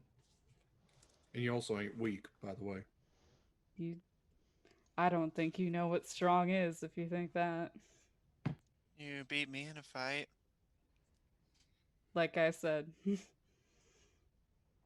maybe you just ain't seen some of the shit I've seen, but we're all weak. Stronger together, though. Yeah. And we are much stronger than where we first started. Yeah. We got more people and things and beings watching us too. It's more danger in that. More death. Well, hey, anybody play an instrument, but we can have some music in here. Nope. Israel looks confused. She does not look capable of playing an instrument, but she seems to like at least acknowledge the idea. And she says, my family, we made instruments, but my mom also played them. And we played sometimes too. We're really not any good though. Israel, you gotta answer the question. And I'm not like she's like, please, Yeah, like, you gotta. Come on. That's and there is bad, I'm definitely sorry. a moment where she like puts her head on the table and I look at Griaz and I'm like, stop it. and pushes herself up. And she sort of braces herself on the table. Like this is taking tremendous effort, and she is shaking. I I'm I'm afraid of me that I'm gonna fail. And I'm going to do things that I don't want to do. And that I'm going to let all of you down. And none of you will ever want to be anywhere near me again. I won't want to be near me again. And she just like gets really small, and she does seem to like start crying. Like she's gotten to one of her points that Utaka and Gria, as you know, since her trouble with the drugs has been her entire threshold of like getting emotional has gotten much lower. Whereas usually she manages to keep it in, but now there's nothing there. She is just kind of quietly sobbing in her chair.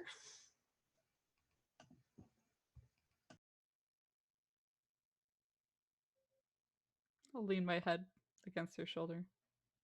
You feel my hair rustle a bit because there's a scorpion inside my hair. But yeah. I always want that on a t-shirt. She just leans back and just seems to be like crying quietly. She just leans heavily against you because she's very drunk. And there's muttering as she like continues to go out and like, and I don't, there's like weird mentions of like this hymn and in dreams, and it's convoluted, but it's very odd that Utaka would hear, but it's low, so probably only Utaka is managing to like make any actual syllables out of the blubbering that is currently occurring. This reminds me of something I think that happened some months back. And maybe, I'm gonna turn like half in my seat. I'm gonna wrap two arms around you and just hold you if you wanna cry. Good cry.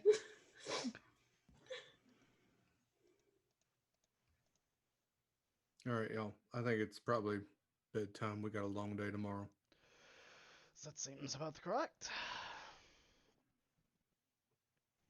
She tries to like dry her eyes and still her coughing by taking those deep breaths, you know, like to get yourself to stop crying, and eventually like leans up and like pats you, Utaka.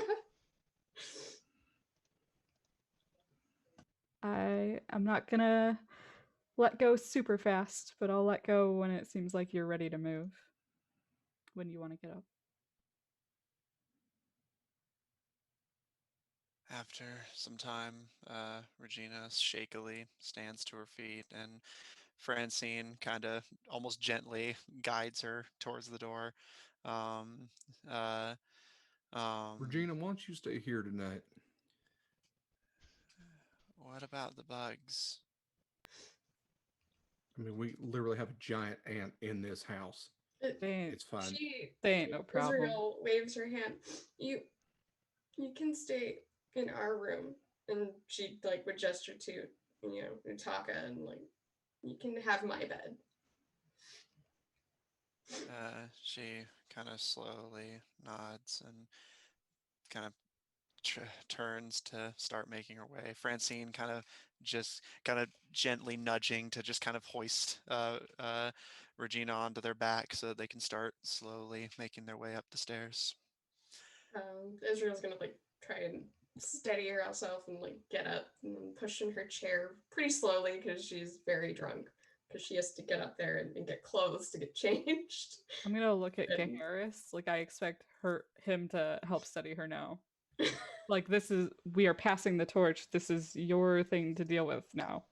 All right. Geharis will stand up and offer like an elbow to Israel. She's And just looking at her moment before she just sort of like clings. And she's a little heavy. She's Yeah. not having I the mean, greatest time trying to walk. Geharis is strong boy. Yeah. Geharis will just pick Israel up. Like, he's a big, strong boy. He's got an 18 strength. This is nothing. He just... First.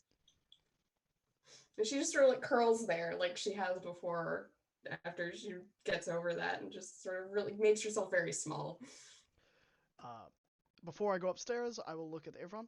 Are you staying here or are you sleeping somewhere else? If anything, I'll stay here a while.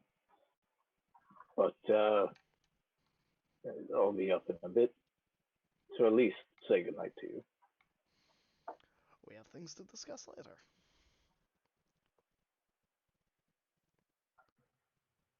I'll sling Melvin over my shoulder. It's getting the babies to bed. Yeah. It's And then bedtime. when everyone else has gone to bed, Griaz is going to stealth his way out of the house because he now has an errand to run. Okay, noted. Garrus, you allow Israel to change before taking them to get some rest. Yeah. Griaz, you deposit the unconscious Melvin. Other than Griaz, is there anyone who has anything planned for the night? I don't know if everyone wanted to do something. I think Ivron would just, if anything, glance at Utaka, but just kind of still look away. Don't want to ruin the gift. Also, though, Utaka, because he cast Coming of Age, I'm assuming that he would have like patted you on the shoulder when everyone was giving their congratulations. So yeah, you have a Coming of Age for like the next 24 hours. What is it? Next 24 hours? I know. Sergeant Yeah. makes it ability check. Yeah, you get that D4. Okay.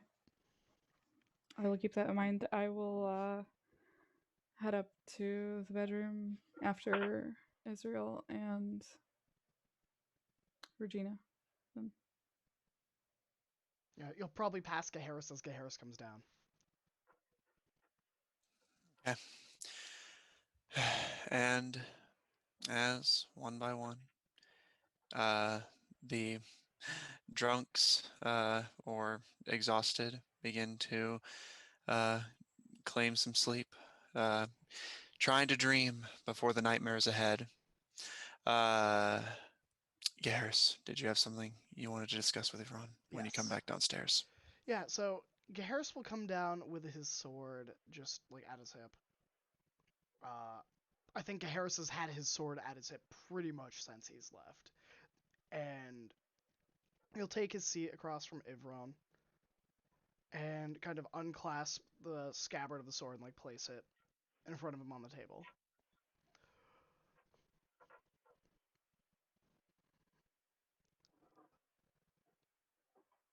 So, you're still afraid of that? Should I not be, brother? Perhaps not. In my experience, those that hold higher ordeals and ideals and hold themselves to the unflinching, uncaring rule of the law are capable of the most cruel and vicious judgments. The world is not black and white, Ivron. You can try and pretend that it is, but it isn't, and it never has been.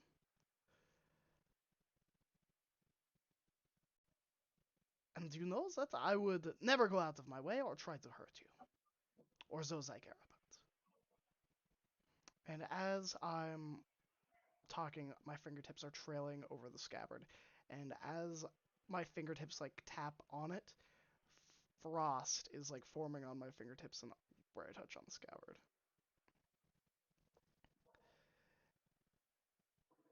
We are brothers, and I love you, and I will defend you with every ounce of energy in my body.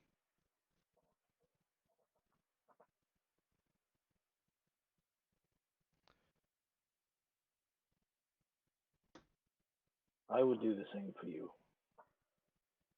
You're right. The world is not black and white.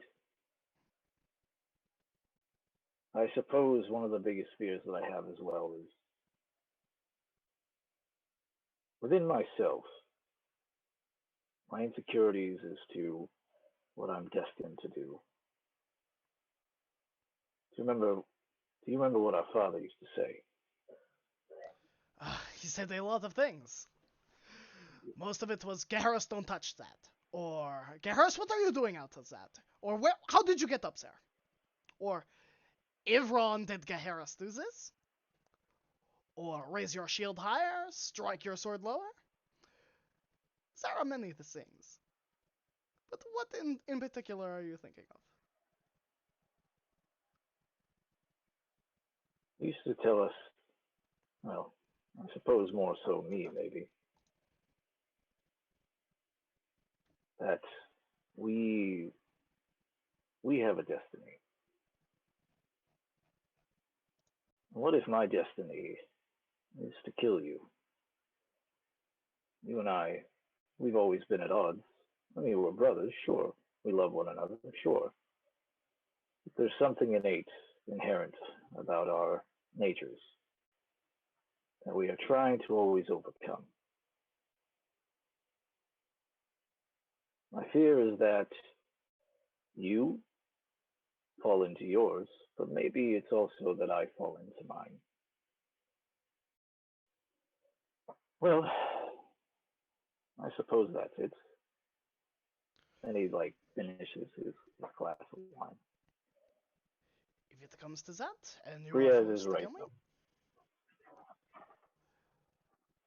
then I will give you one choice. I will say, Ivron, you know that that destiny is not what defines the choices of mortals. And there is always a choice. And I will look at you and I will say, you are my brother, and I love you. And if you draw your blade, I will not hesitate to kill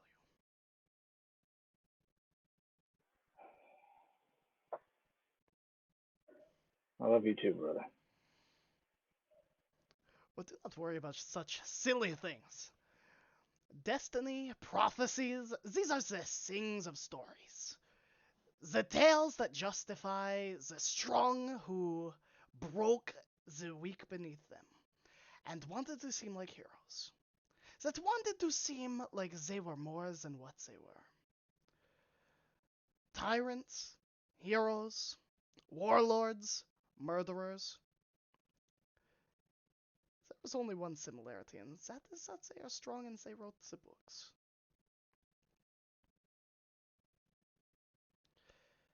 You are a good man, Nifron. And we have always strived to do the good thing. Whether it was to our own benefit or not, we have always done that. And that will not change.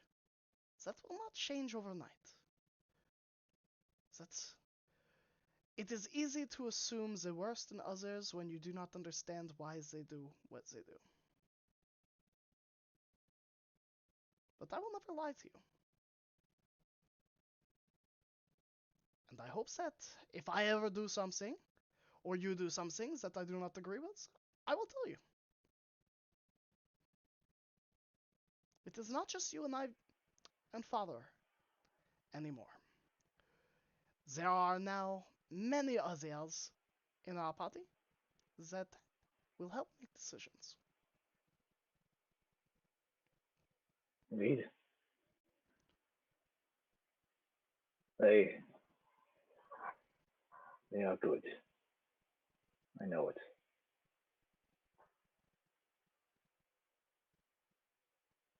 I'm sorry, brother. I did not take anything personally. I think with that, Ron will get up, pat him on the shoulder, give him a hug, and go upstairs. And I think in front of Utaka's door, he's gonna leave a little box, and then he'll head out.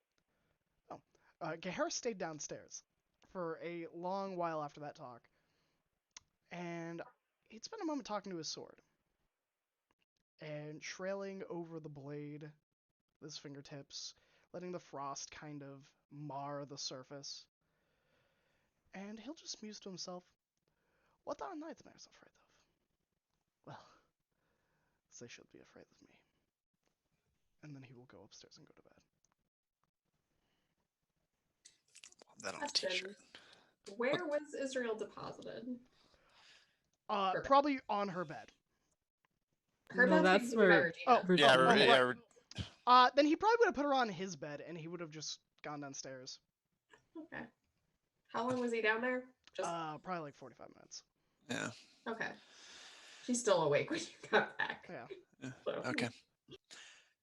So, as the parties begin to sleep, prepare for the coming adventure, Griaz, you intend to leave the house. Everyone is either asleep or otherwise occupied. You're a sneaky enough boy. As you make your way out, where would you like to go? He is going to.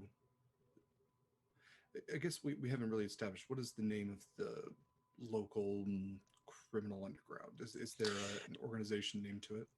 It doesn't have a designated name. However, you do know that the pit fights always take place at the same place, uh, buried beneath the local hospital. There's a back alley channel to access beneath it, essentially acting as a mediary between the first and second tiers of Veilbright, where the pit fights take place. So he's keeping as stealthy as possible, hiding in the shadows as he moves through the city. Probably passes by a number of his own tags, the handprint scorch mark, and he'll find his way to the fighting pits. But he's not there to fight tonight. He's looking for the uh, person that he sold the dead man's drink to, and he's going to see if he can particularly find them because he needs to buy it back. Okay. You know that the pit boss of the fights, also is the sort of unspoken kingpin of the criminal underworld. So while you cannot, at a moment's notice, find the exact person you sold your dead man's drink to, you know that it would have had to go through him. And at this time of night, even with everything going on, he's not a hard man to find. You make your way down into the underground tunnel network that you have accessed before.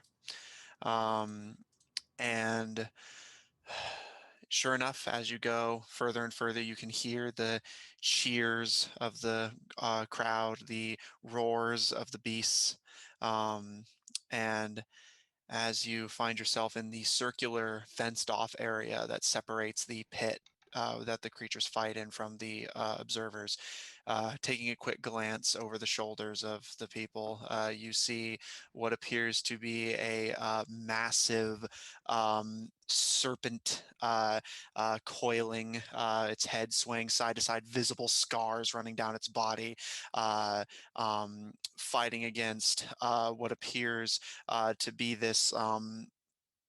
You almost initially mistake it for an animal, but it actually appears to be an incredibly filthy, bedraggled halfling that has offered themselves up in the fight. And you can see visible punctures where the serpent has already bit them multiple times, and they're swaying side to side, presumably from the poison, as they're like, come on, come on, as the snake sways its head side to side. And working your way around the crowd, you find sitting on the elevated seat to observe the fight the greasy-haired, pudgy dwarf that runs this establishment.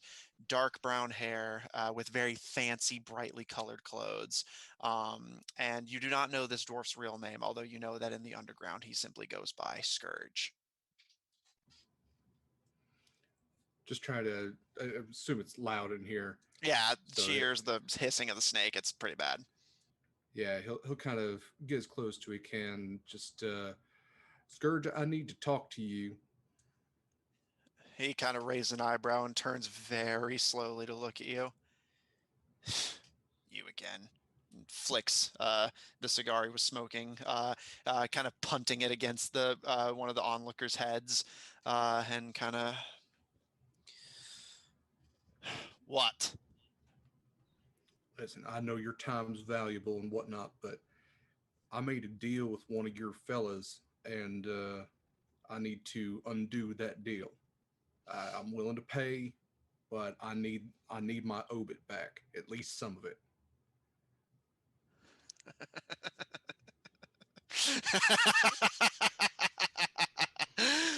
Oh, that's rich.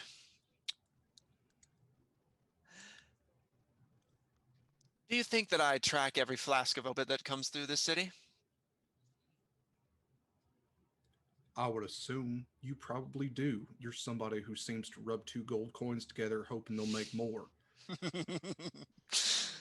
You got me there. And he pulls another cigar free, and you see he actually uses some like bits of timber lodged in his beard and lights it, and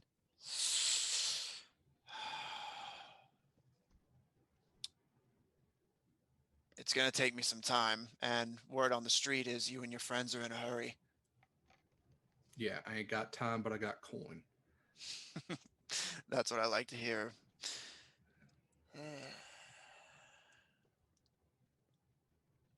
How much are you looking for? I don't need a lot. Half of what I gave you.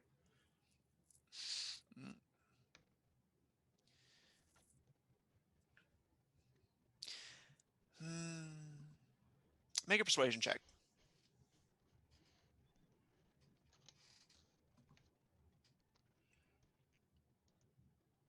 You do have a crit from chat.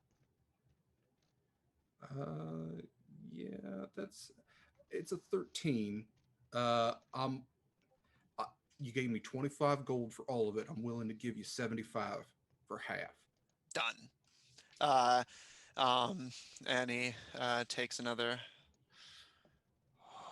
puff, and he deliberately turns to blow the smoke in your face as he says, "It'll be on your doorstep by morning." And he snaps his fingers and holds out a pudgy hand. Yeah, I'll shake his hand and pull him in close. Be like, I was willing to go 150. You're bad at what you do. You're the one on my turf, furry man. I suggest you don't piss me off. You've seen what I can do on your turf. By morning, or I'm coming for you.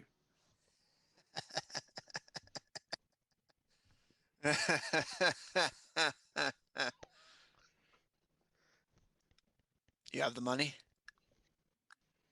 He'll pull out 75. Also 10 gold on the halfling. They look scrappy. Yeah, he's been doing well lately. Now get the hell out. And sweet dreams. And he flicks his cigar at you. Just let it bounce off and he'll turn and go. He kind of watches you go for a minute before he turns, and you hear a kind of uproar in the crowd. And he's like, "Aye!" And you see the halfling has pulled a knife out and is like jabbing it at the snake. That's cheating, that is. And you quickly make yourself scarce before this escalates. Like I said, scrappy. You make your way back, confident that your deal will be followed through on, and slip back into your shared abode, and you all begin to go down for rest. Outside, we again shift to the astral plane, where a lone, sparking and flickering wolf, this creature that has been identified as a mange, just watches, unblinking, flickering side to side and shifting. It physically not moving, but constantly warping and shifting its position, and finally rears back and gives a low howl that goes into this high-pitched crackling whine, like an electronic that's being burst, as it lays its head down on its paws and watches as static drips from its jaws. The night passes. The morning comes, and Melvin, did you wake up early as instructed and head to headquarters to assist with the assembly? Okay. Later than he intended because he did drink more than he wanted to. Yeah. Okay, noted. So you all begin to awake. Melvin has, just as you guys are waking up, made himself scarce to make the preparations necessary for your trip. And as you all wake up, well, some of you nursing worse hangovers than others, begin to regroup downstairs. Regina is one of the last to arrive, still swaying a bit, although clearly nursing a headache, and sits down. Thank you for letting me stay.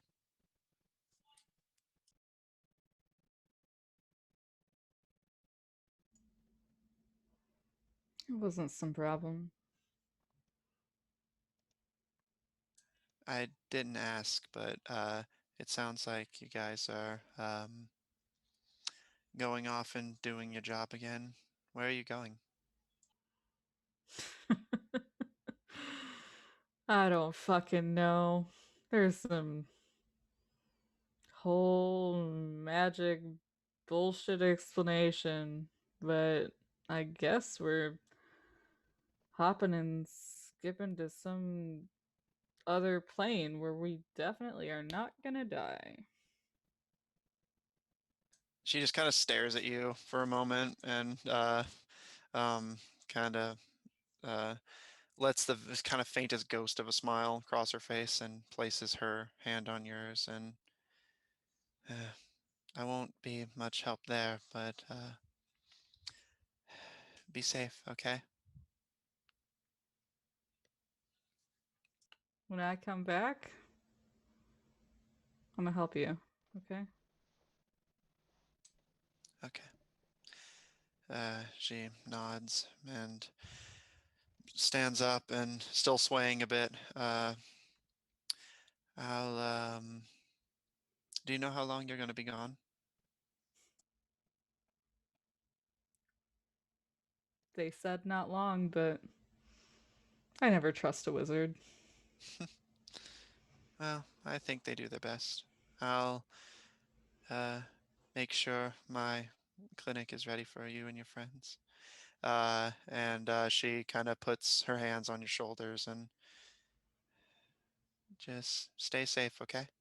And you feel her gently press a kiss against the back of your head. And almost as if she herself was completely oblivious to what she just did, she starts to make for the door and gently shutting it behind her. I turn around and like see someone staring at me. I'm like, what?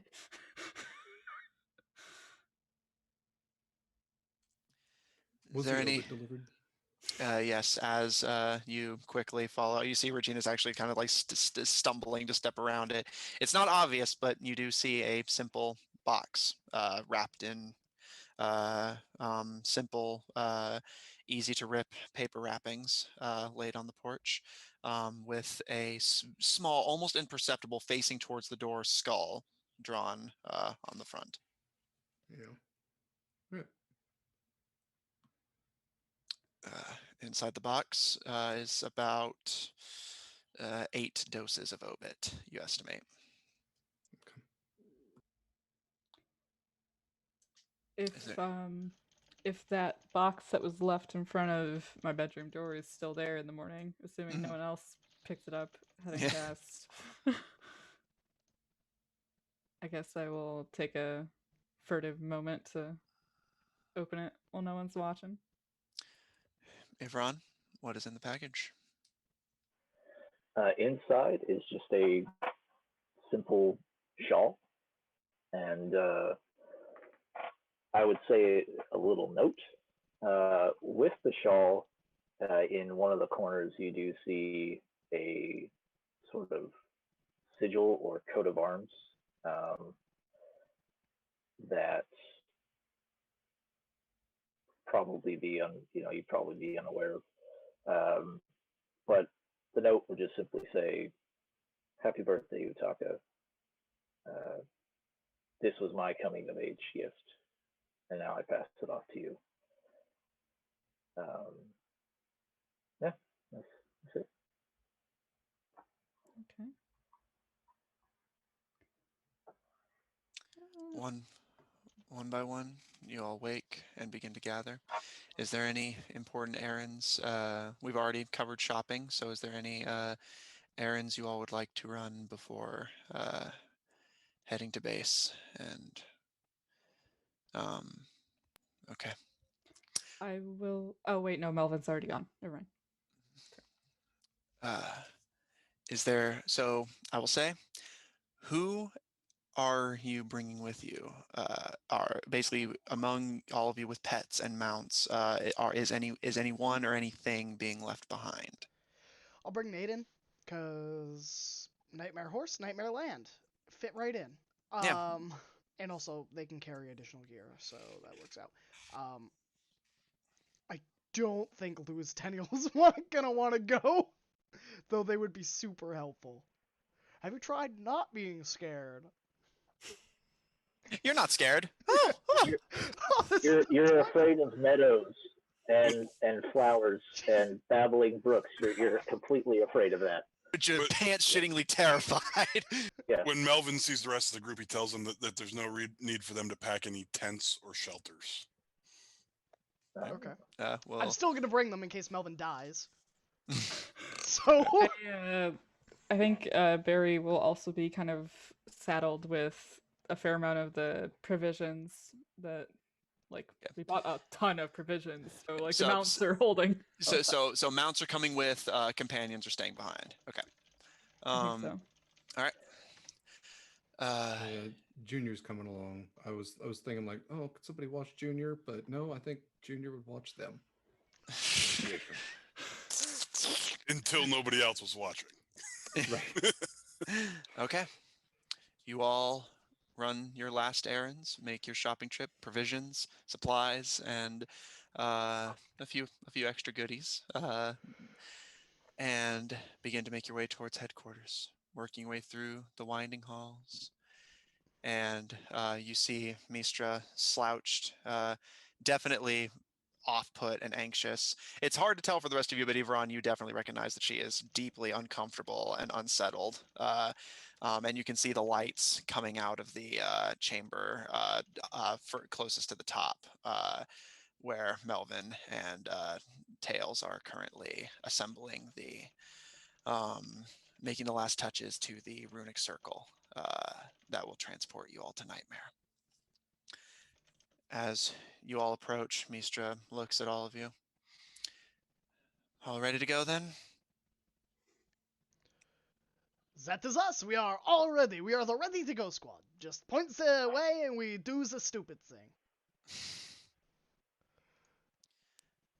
Just be careful, okay?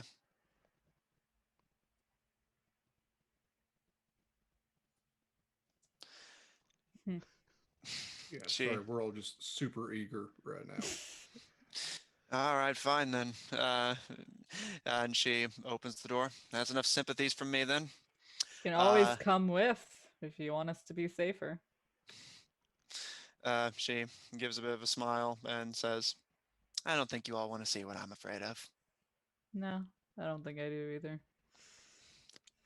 She. Israel just gives like word look So, of like, yeah, we've is already this- got enough is- people here. Is this a portal or do we just stand here or? Melvin, you can walk them through the process. And here, Melvin, you can mention your that the party has no need for tents. No need for tents. No need for tents, Shelter. I have that handled. Is that because this whole adventure is going to be too intense? Yes, Griaz. Yeah, I'm terrified. There was a snort. No, this is a teleportation circle, so we just must stand on top of it. Everybody with inside, arms and legs inside the circle at all times. And the alchemist will take care of the rest. Just when you start to disintegrate, do not hold your breath. Breathe out. Why? It's just a minor thing with teleportation. You know, molecules here, molecules there, exploding lungs. It's just breathe out. What's a molecule? Not important right now. I just got a whole new nightmare. Fuck. Well, you're about to go meet it. And you see Tails is standing behind a table with a lot of arcane runes and symbols drawn on it, just going over them. And Mistra kind of crosses her arms and leans against the table.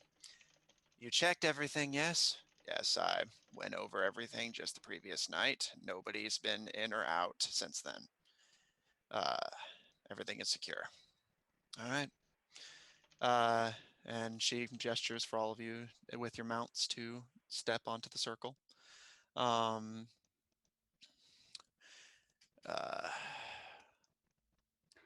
I tell Barry, Garnet, and my tree frog to exhale before we teleport. which they will obey. I don't think Naden breathes. Yeah, nah. Melvin was definitely just messing with y'all too. But they have no way of knowing that. Nope. And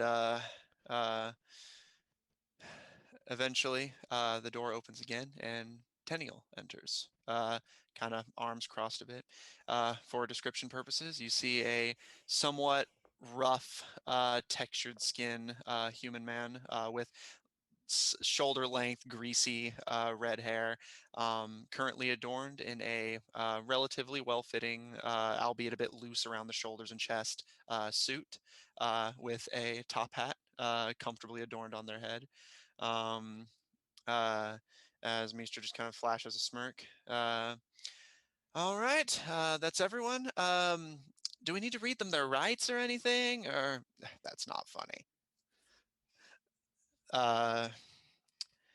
Tails. Bedtime story. Um, she flashes a smirk. I've always been a fan of the Grimm's Tales, personally.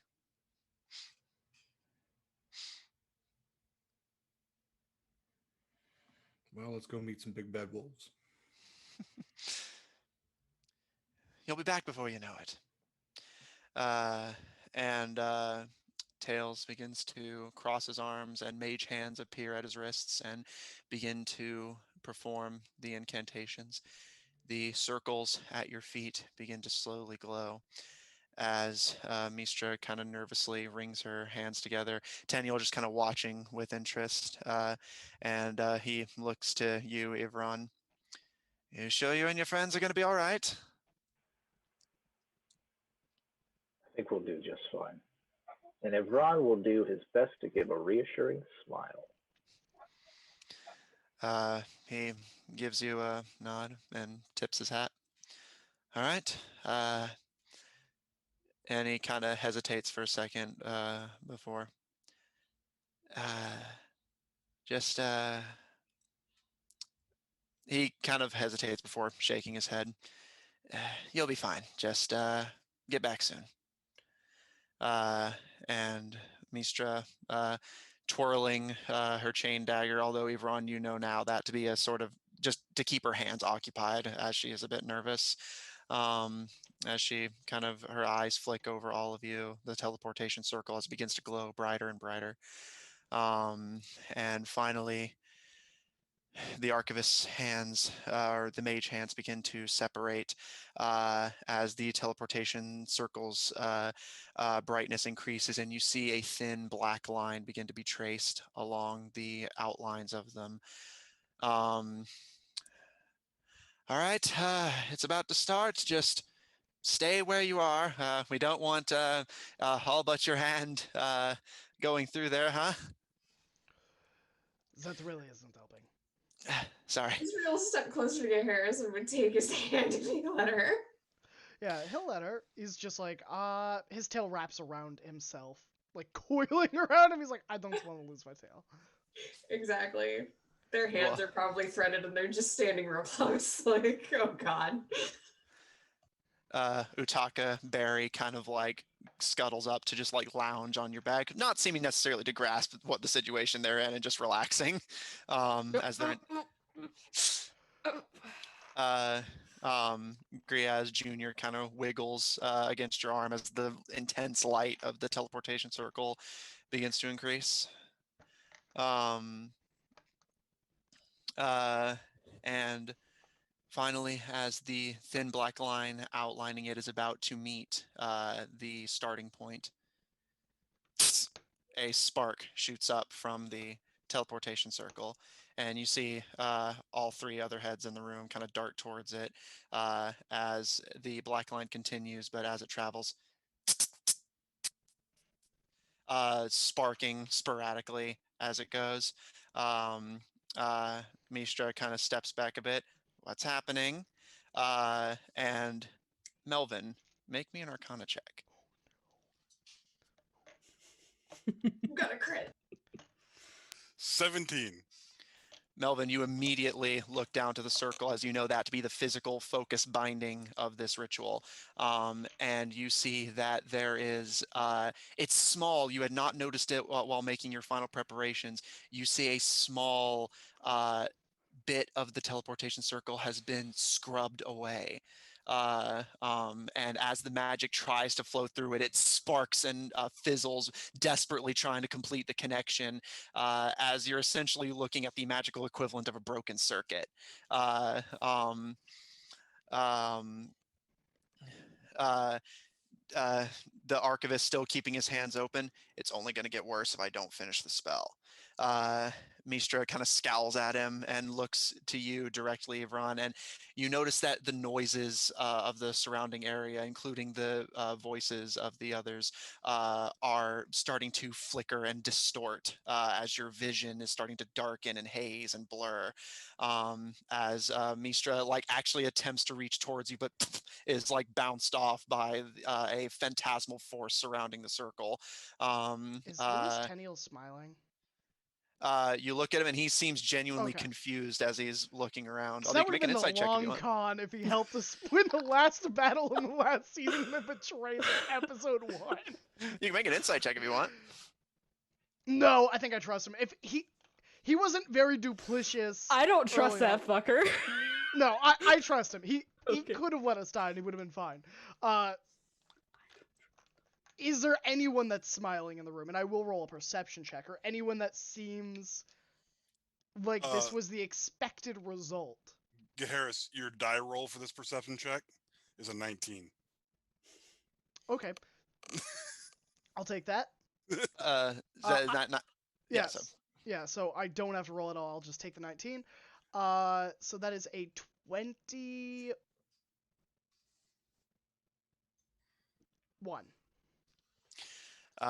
All three of the other people in the room seem genuinely concerned and startled and shocked. The archivist is just desperately attempting to keep concentration on the spell because who knows what might happen if they lose their grip on it now. Mistra is like, you can see Mistra visibly yelling at him, but you're only hearing like snippets of it. And Tenniel occasionally is like interjecting, seeming like concerned, but not really understanding what he's looking at. And finally, Ivron, as your vision is like hazing and blurring, you're able to hear just enough of Mistra's voice through the confusion that says, "Just don't go far. We'll fix it and get it open again." And your vision starts to darken further and further. Is there any final things you want to do before your vision goes black?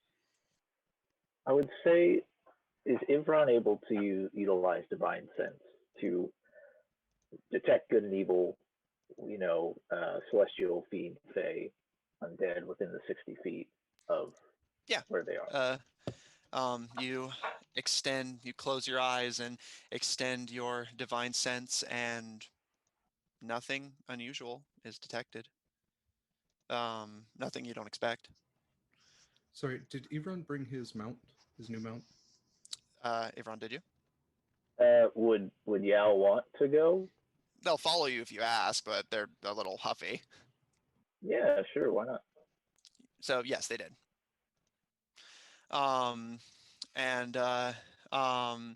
Ivron, the last thing you see as you open your eyes, not getting any signal from your divine sense, although you don't know if it's just inability to reach beyond this circle or if just there's nothing to detect.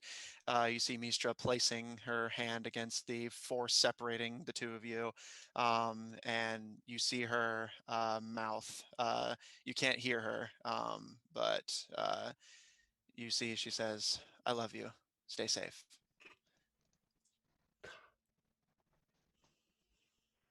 Oh, man. Wow, only after 3 months. He'd try to, if he's able to reach, and don't know if he'd say "I love you" because he said he's disoriented, right? It's bad. You're having trouble focusing. Yeah.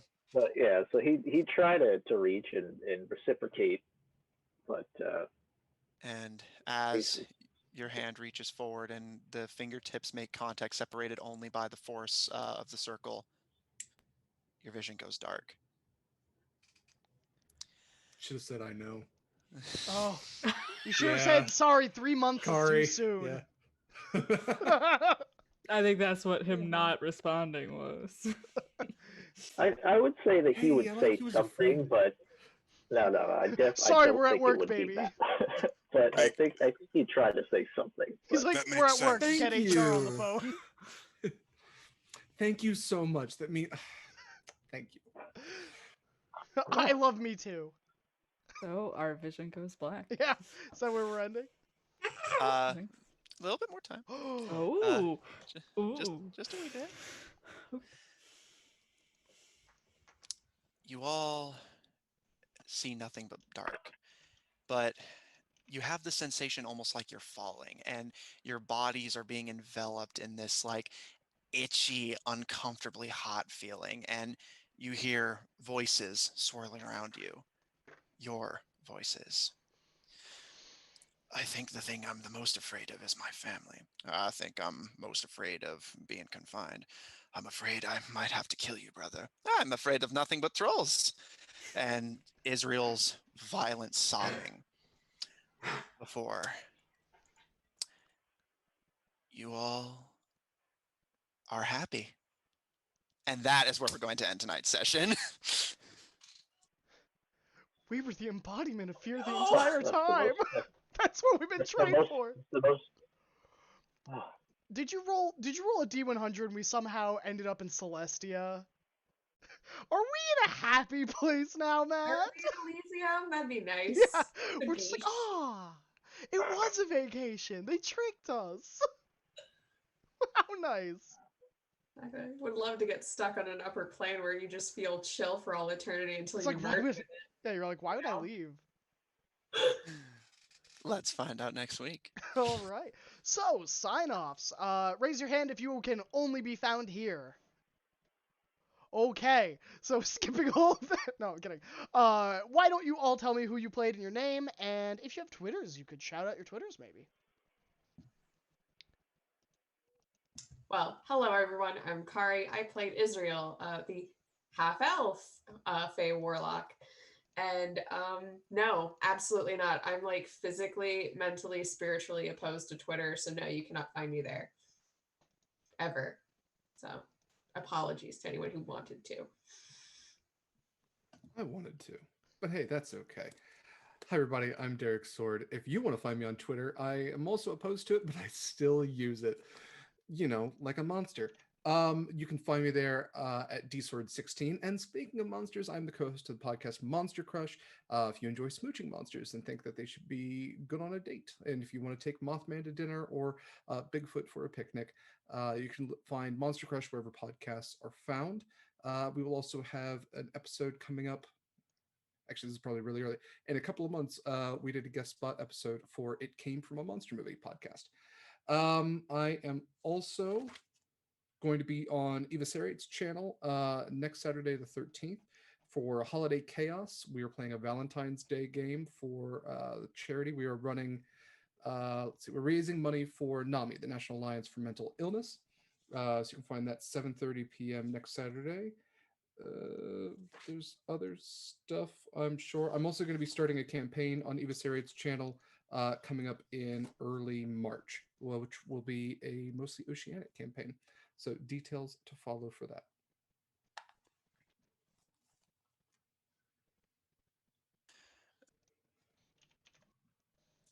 I guess I'll go.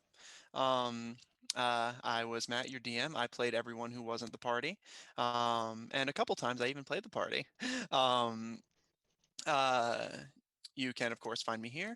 You can also find me on the Odd Tornado Productions YouTube and Twitch for my Tuesday streamed game of Black Ink and Blue Blood, taking place in Geharis and Ivron's birth homeland, but in the far future of this campaign.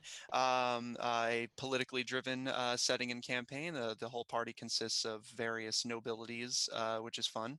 Um, uh, this group is so much friendlier and nicer to each other than that group is. um, uh, you can also find my personal work also taking place within the same setting on Tapas and Webtoon with my webcomic Undercommon, featuring one of the first goblins to ever become a licensed adventurer. Other than that, you can find my work and those of people I work with on the Odd Tornado Productions official blog on Tumblr, where you can find links to the various other things. I have my the honeypots I have my hands in, and that's it for me. Hi everybody, I'm Graham, or Graham Crackers, and this is my channel where you can find me sometimes. You can find me here every Friday at 8 p.m. Eastern Standard with all these wonderful people. You can find me in March on the second to third weeks of March DMing 2 brand new campaigns. Oh my gosh, Graham DMing? What? It was bound to happen. The prophecies foretold that once again Graham would pick up the sword of the word and DM, and so it has happened. I will be DMing 2 brand new campaigns set in a homebrew setting with a lot of terrible places, but with a lot of great players. You can find me on Wednesdays on Open for Adventure, playing in the Uncaged Anthology, where I play Samander, the PTSD-ridden cleric that in 2 weeks has almost died 3 times. You can find Are you a werewolf now too? Huh? Are you a werewolf now too? Oh, yeah, also I got bitten by a werewolf, who was my best friend slash boyfriend. Also, I just got robbed.